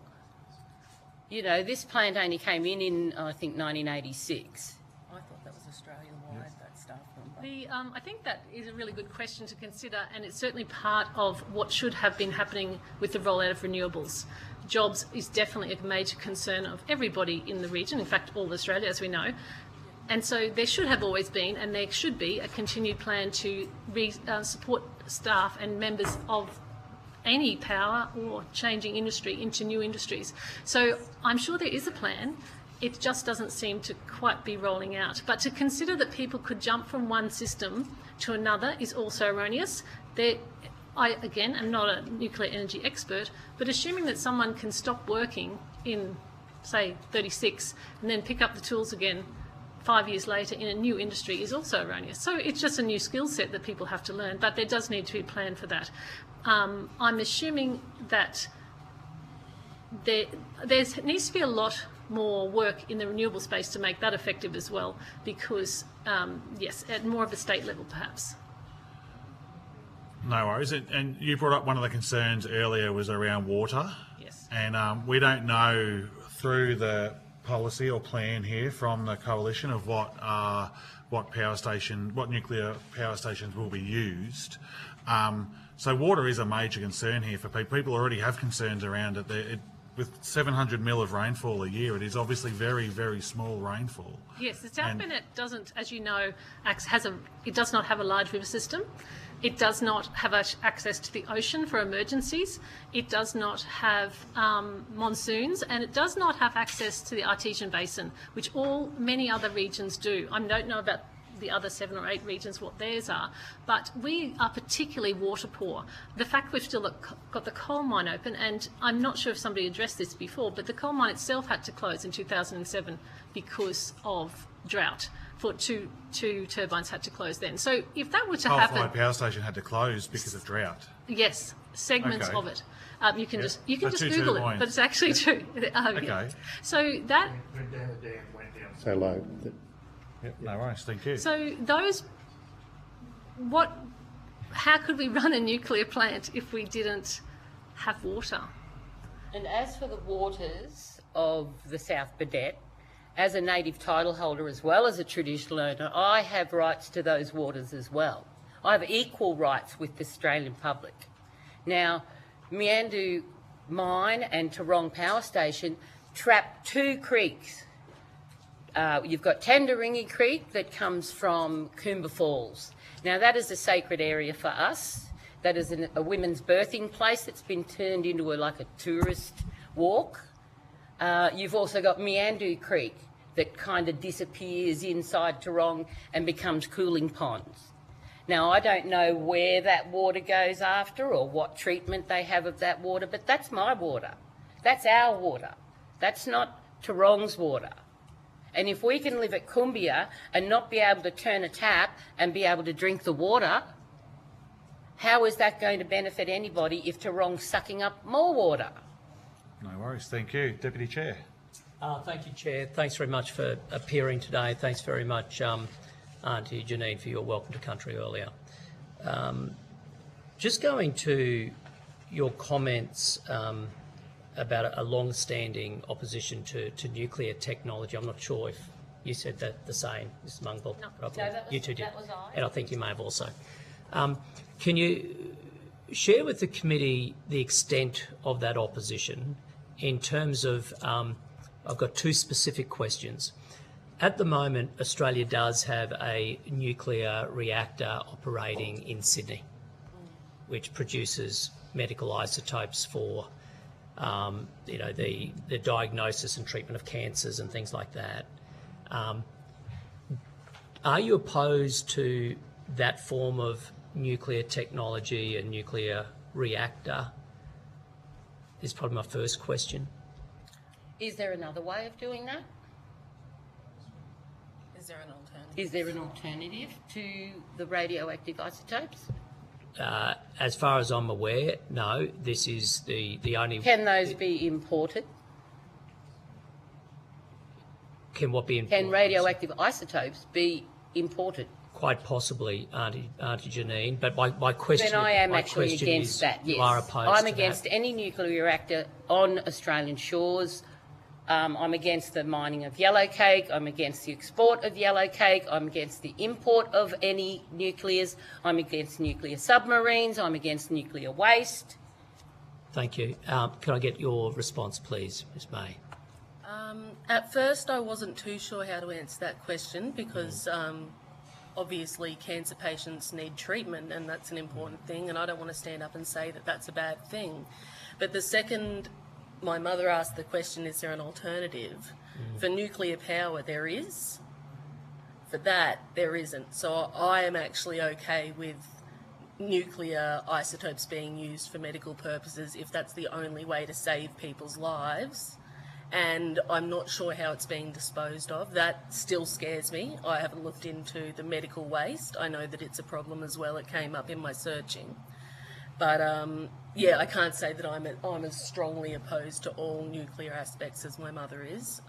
Can I ask if you then have a view then on the nuclear-propelled submarines? Yeah, I'm anti them.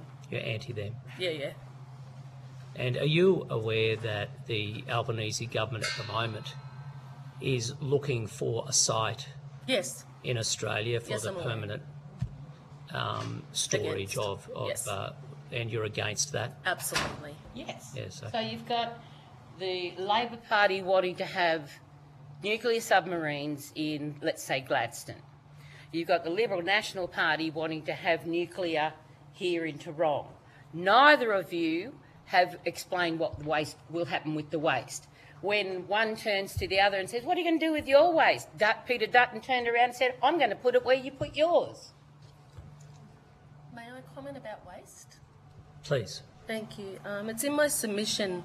I noticed in one of the other submissions that Finland is used as a prime example of nuclear use and their waste management and things like that. They're very high up in the rankings of being responsible. Thank you for the word. I'm very nervous today. I don't You're doing a great speak job. You're in doing a front of great people like this.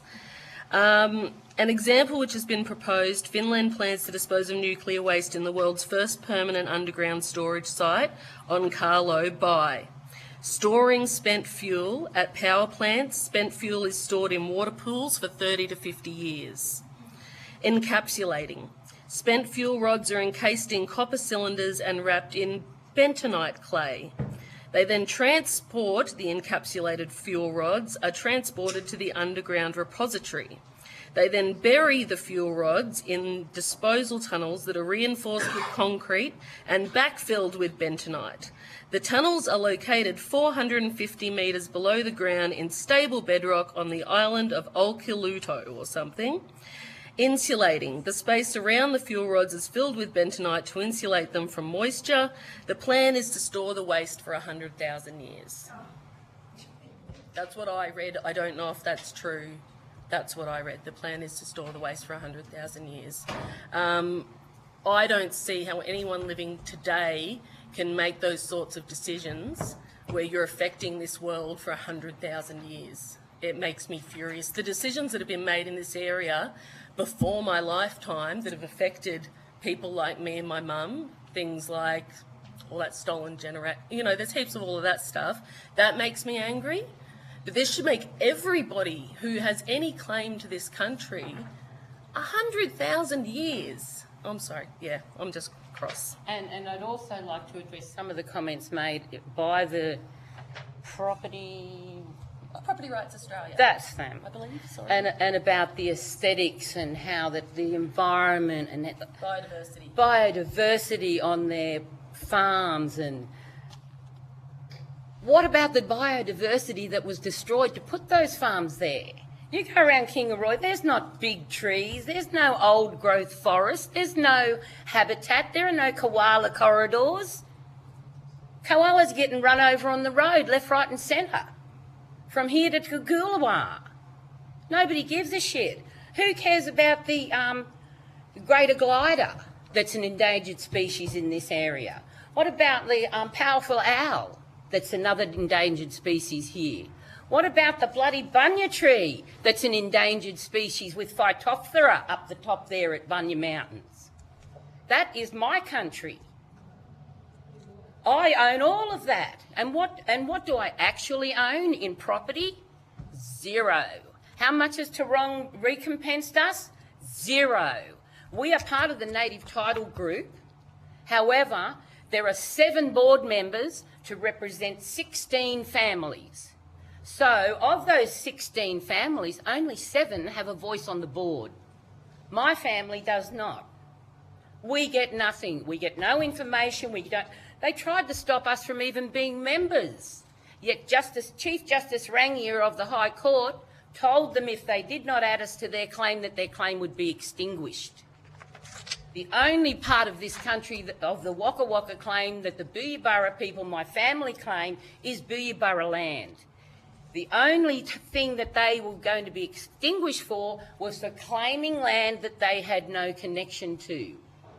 With the addition of Tobinga Harry, they ticked the box. So the only country that we claim is Booyabburra, and that's the only country that they cannot claim in the rest of the group.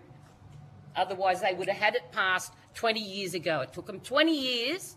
They refused us at 2 authorisation meetings. They've lost our membership forms. They held an inaugural annual general meeting to elect the PBC and locked out 100 members because they'd mysteriously lost their forms. So that's the sort of say we have around here. We now have to stand up as traditional owners and defy the native title group. Thank you, Janine, for your comments. I want to correct the record on something, and then I've got some final questions for you, Ms Mungle. And in correcting the record, Chair, you said before that we've already heard from witnesses or experts that the Coalition's nuclear plan, its timeline is, in your words, unrealistic. I'd just like to be clear that the most authoritative nuclear experts from whom we've heard as a committee, the likes of Tony Irwin, who has commissioned nuclear power plants, Adi Patterson, a former CEO of ANSTO, has in fact confirmed that our timeline, which is also consistent with the International Atomic Energy Agency's guidance, is realistic. I also think one of you mentioned that your understanding of the closure date of the local plant here would be 2037. That is also my understanding, and that comes from the Australian Energy Market Operator, which I think puts to bed some of those timeline issues that other members of the committee have raised here. With that, if I can, so the South Burnett Sustainable Future Network, which you represent, published an article on the 26th of June this year, in which it said, and I quote, the opposition has attempted to capitalise on community concern for high transmission power lines being constructed in our community. Then you go on about the nuclear plant. I'm wondering if you can comment on the nature of those concerns about transmission lines being built, and are you aware that the Department of Climate Change, Energy, Environment and Water has estimated that we need 6 times the current volume of transmission lines to support projected increases in wind and solar projects across the country? First of all, could I look at that article you're referring to? Could you please table the article? I can, but it's your article. It's an article from the 26th of June 2024. And where was it published? It was published publicly.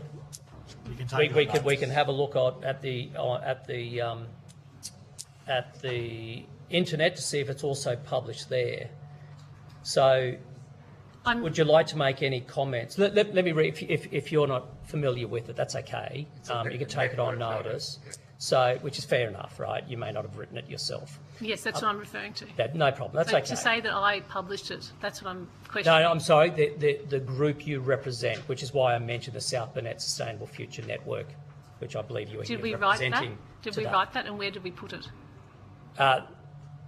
southburnett.com.au, I believe. Oh, so it was written by a journalist. Don't know.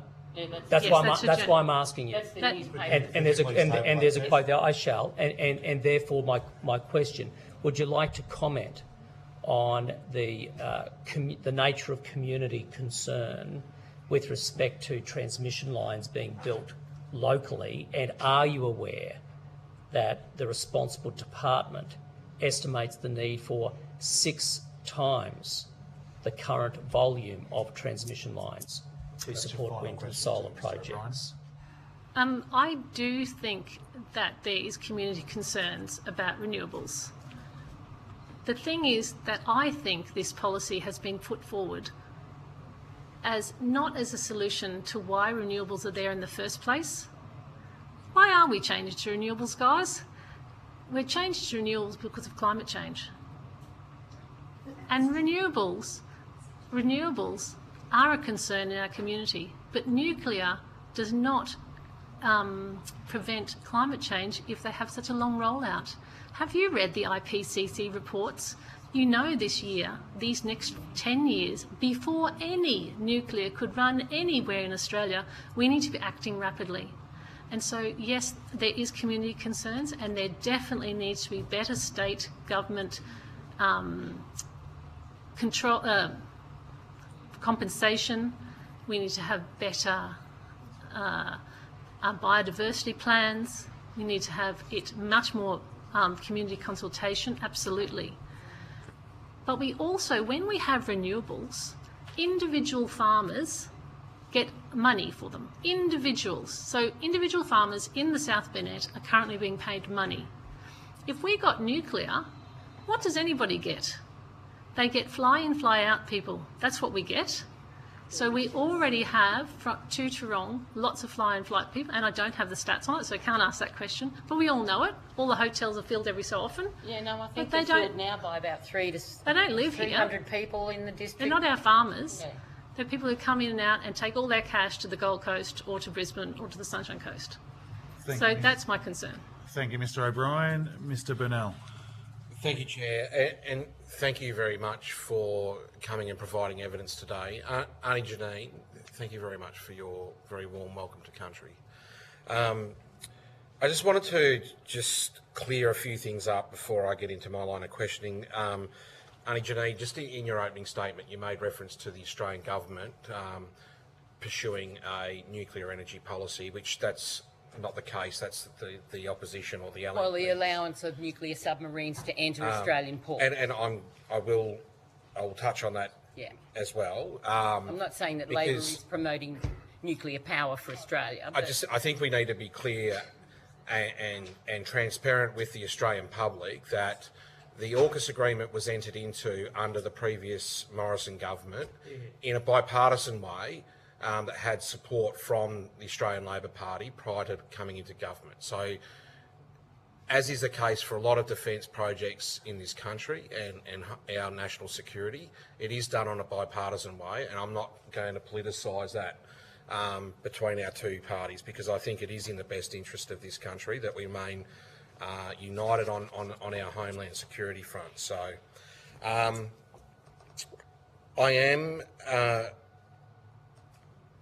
I have the very great fortune of also sitting on some other committees, and one of those is the Joint Standing Committee for Torres Strait Islander and Aboriginal Affairs.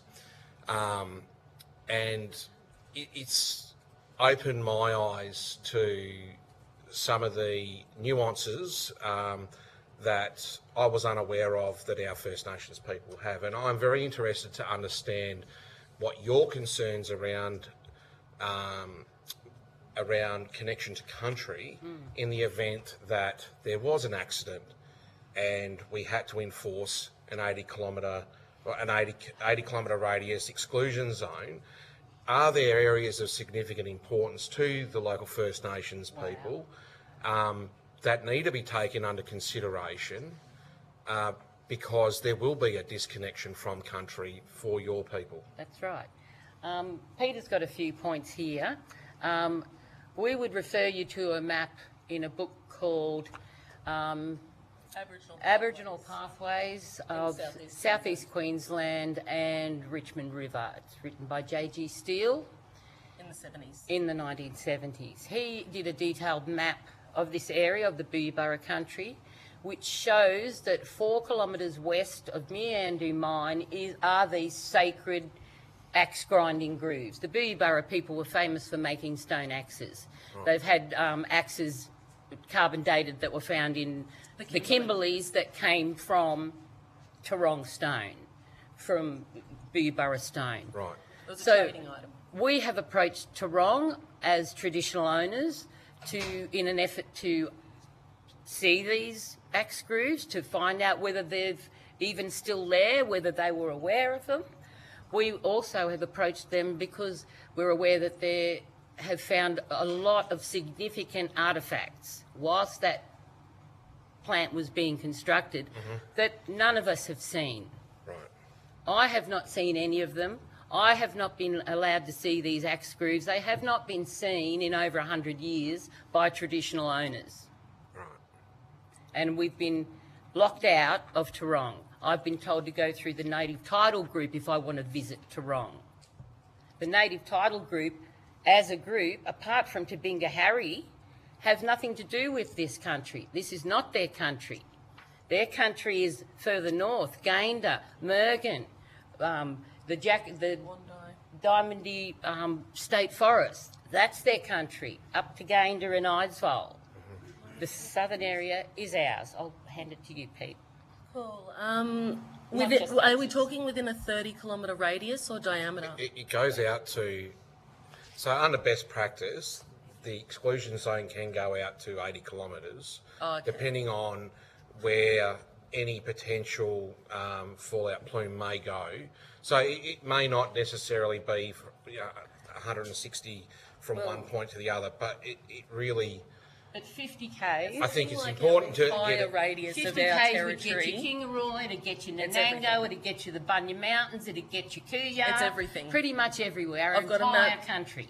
And because I've got a map of bore rings, stone arrangements, sacred paint, cave art, yes. Cave art, Coomba Falls, Bunya Mountains. I've got, and this isn't the only map, and it's not the only reference to them. You can go to the Nanango Library and look up the old pioneer books and look in the very first chapter of those books, and there will be a little wink to the Booyabara.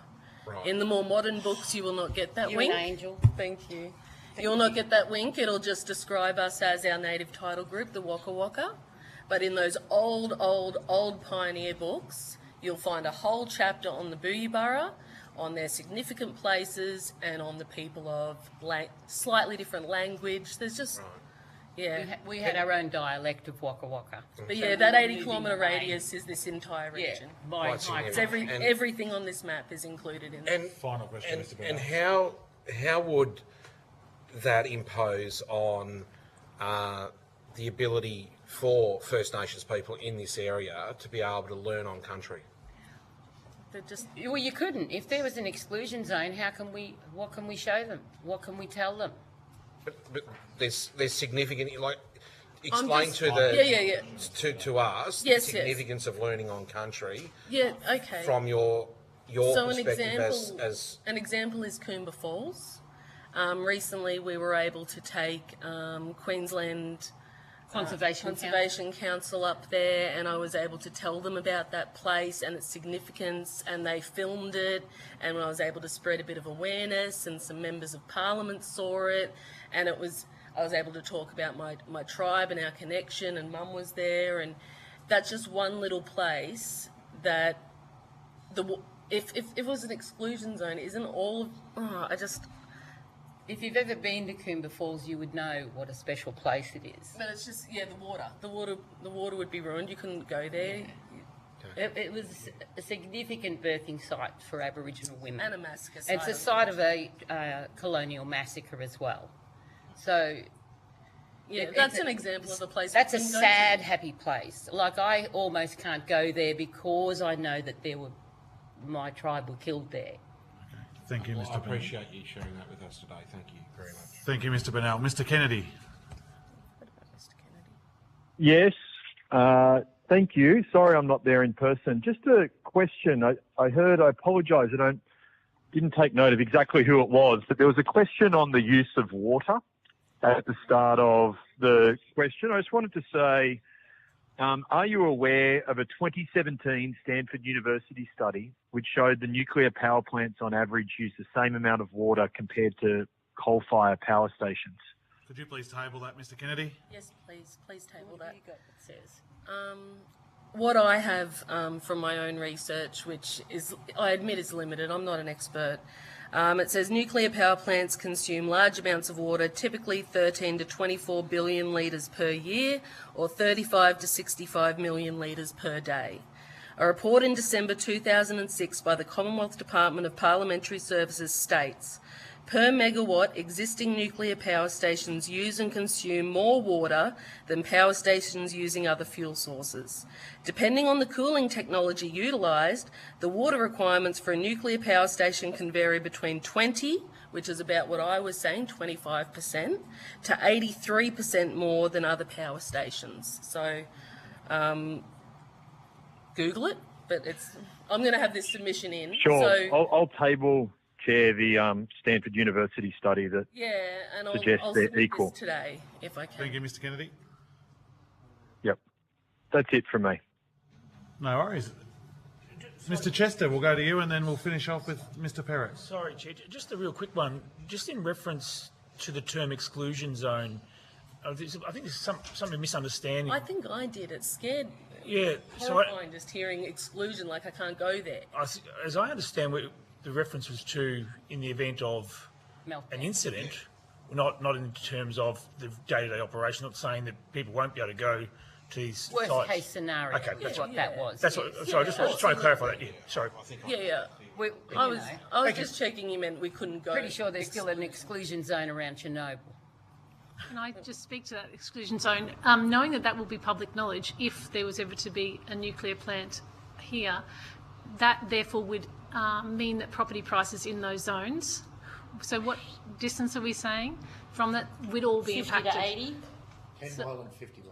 So I'd have to get a little map out. It depends on the regulator who licenses the plant. And also I assume with the new age nuclear plants we're saying less water and all those things. You're right. Look, in the modern design plants, the regulators are making that zone far smaller. Sorry, Deputy Chair, including you the had your possibility time. of... Mr. Chester's. I'm answering the question. It's Mr. Chester's turn. You already had your turn. Sorry, Mr. Chester.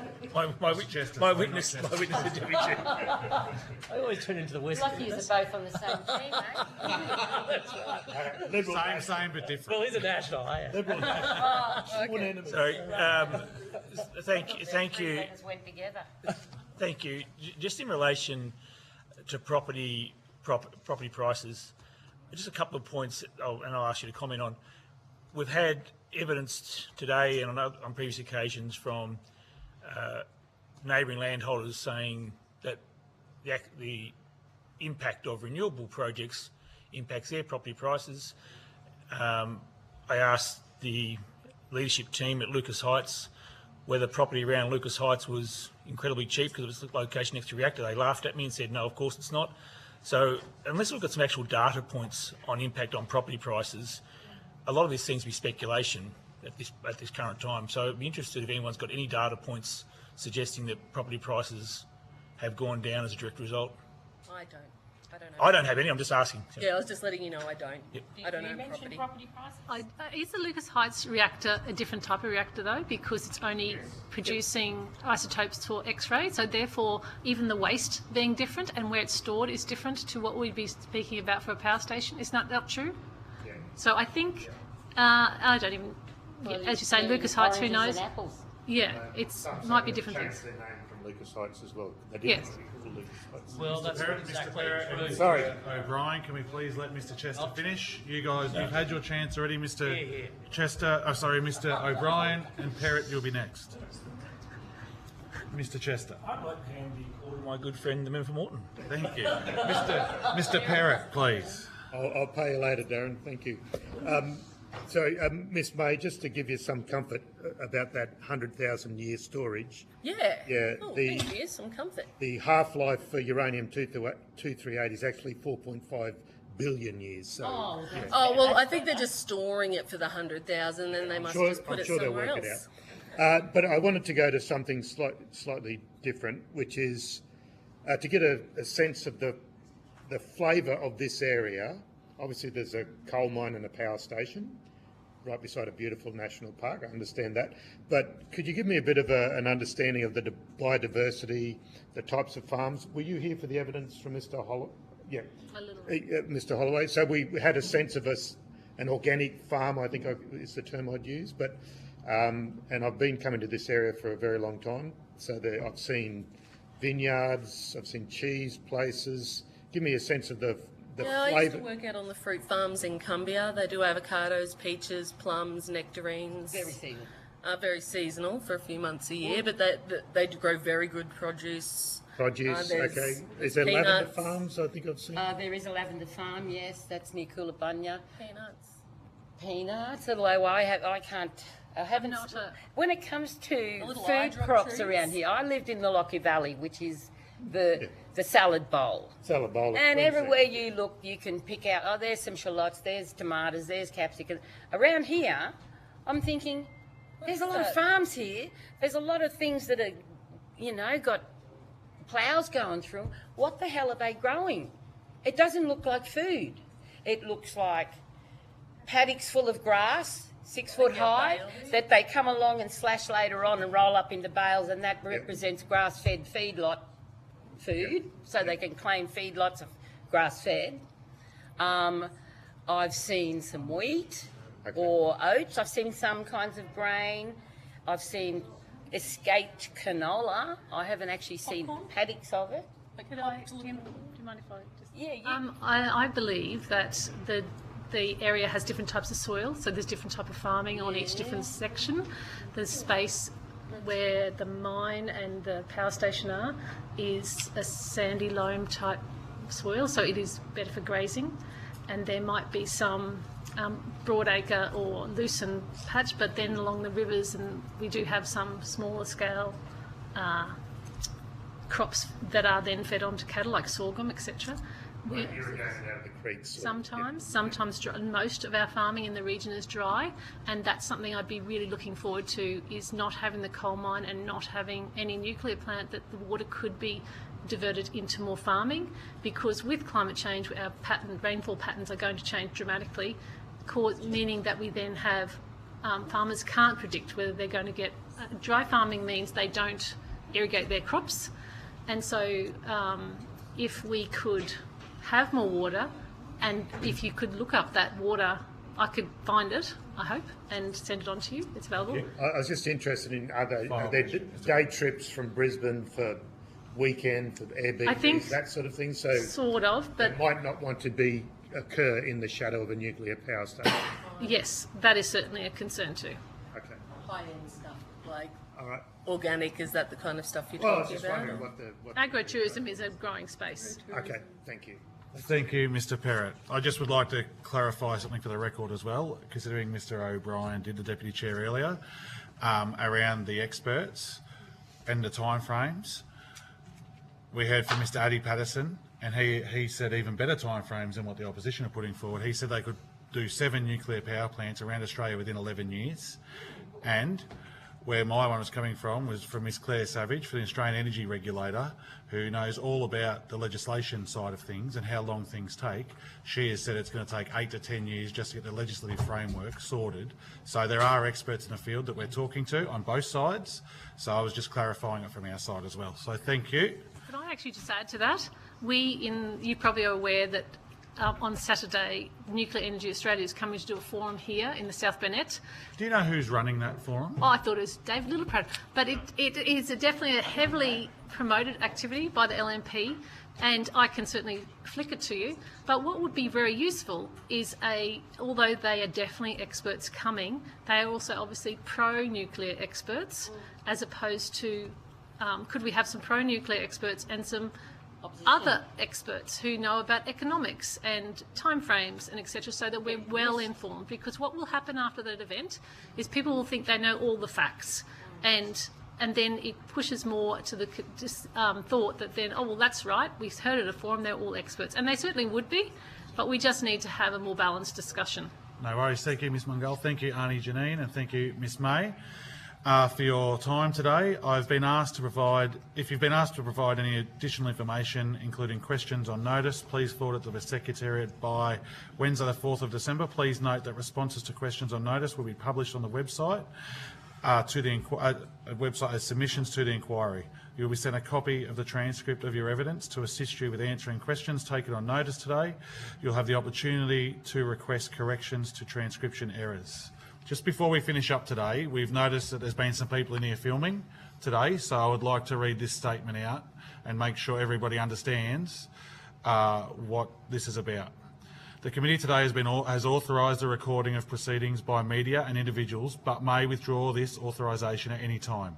Any recordings are subject to the Parliament's resolution of the 9th of December 2013 on the broadcasting of proceedings, which specifies that recordings are not permitted during suspension of proceedings, shall not interfere with the conduct of proceedings, and must be made for the purpose of making a fair and accurate report on proceedings. Recordings cannot be used for political party advertising or election campaigns. Further details are available from the Secretariat.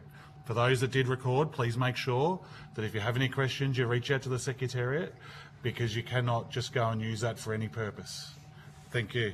I would like to thank everyone for coming today. The witnesses, I'd like to thank the residents of Nanango, and all the witnesses for their time today. I'd also like to thank the committee members. I'd also like to thank Hansard and the Secretariats for all the hard work they've put in today, and thank you for making us feel so welcomed here. We had a great night last night. The local pub was a ripper, so the $25 steak night was fantastic. So thank you very much. Yeah, $25 steak. We got the 500 gram rump. It was delicious. So thank you very much. I hope you all have a great day, and thank you for coming. How many did you eat? Only one.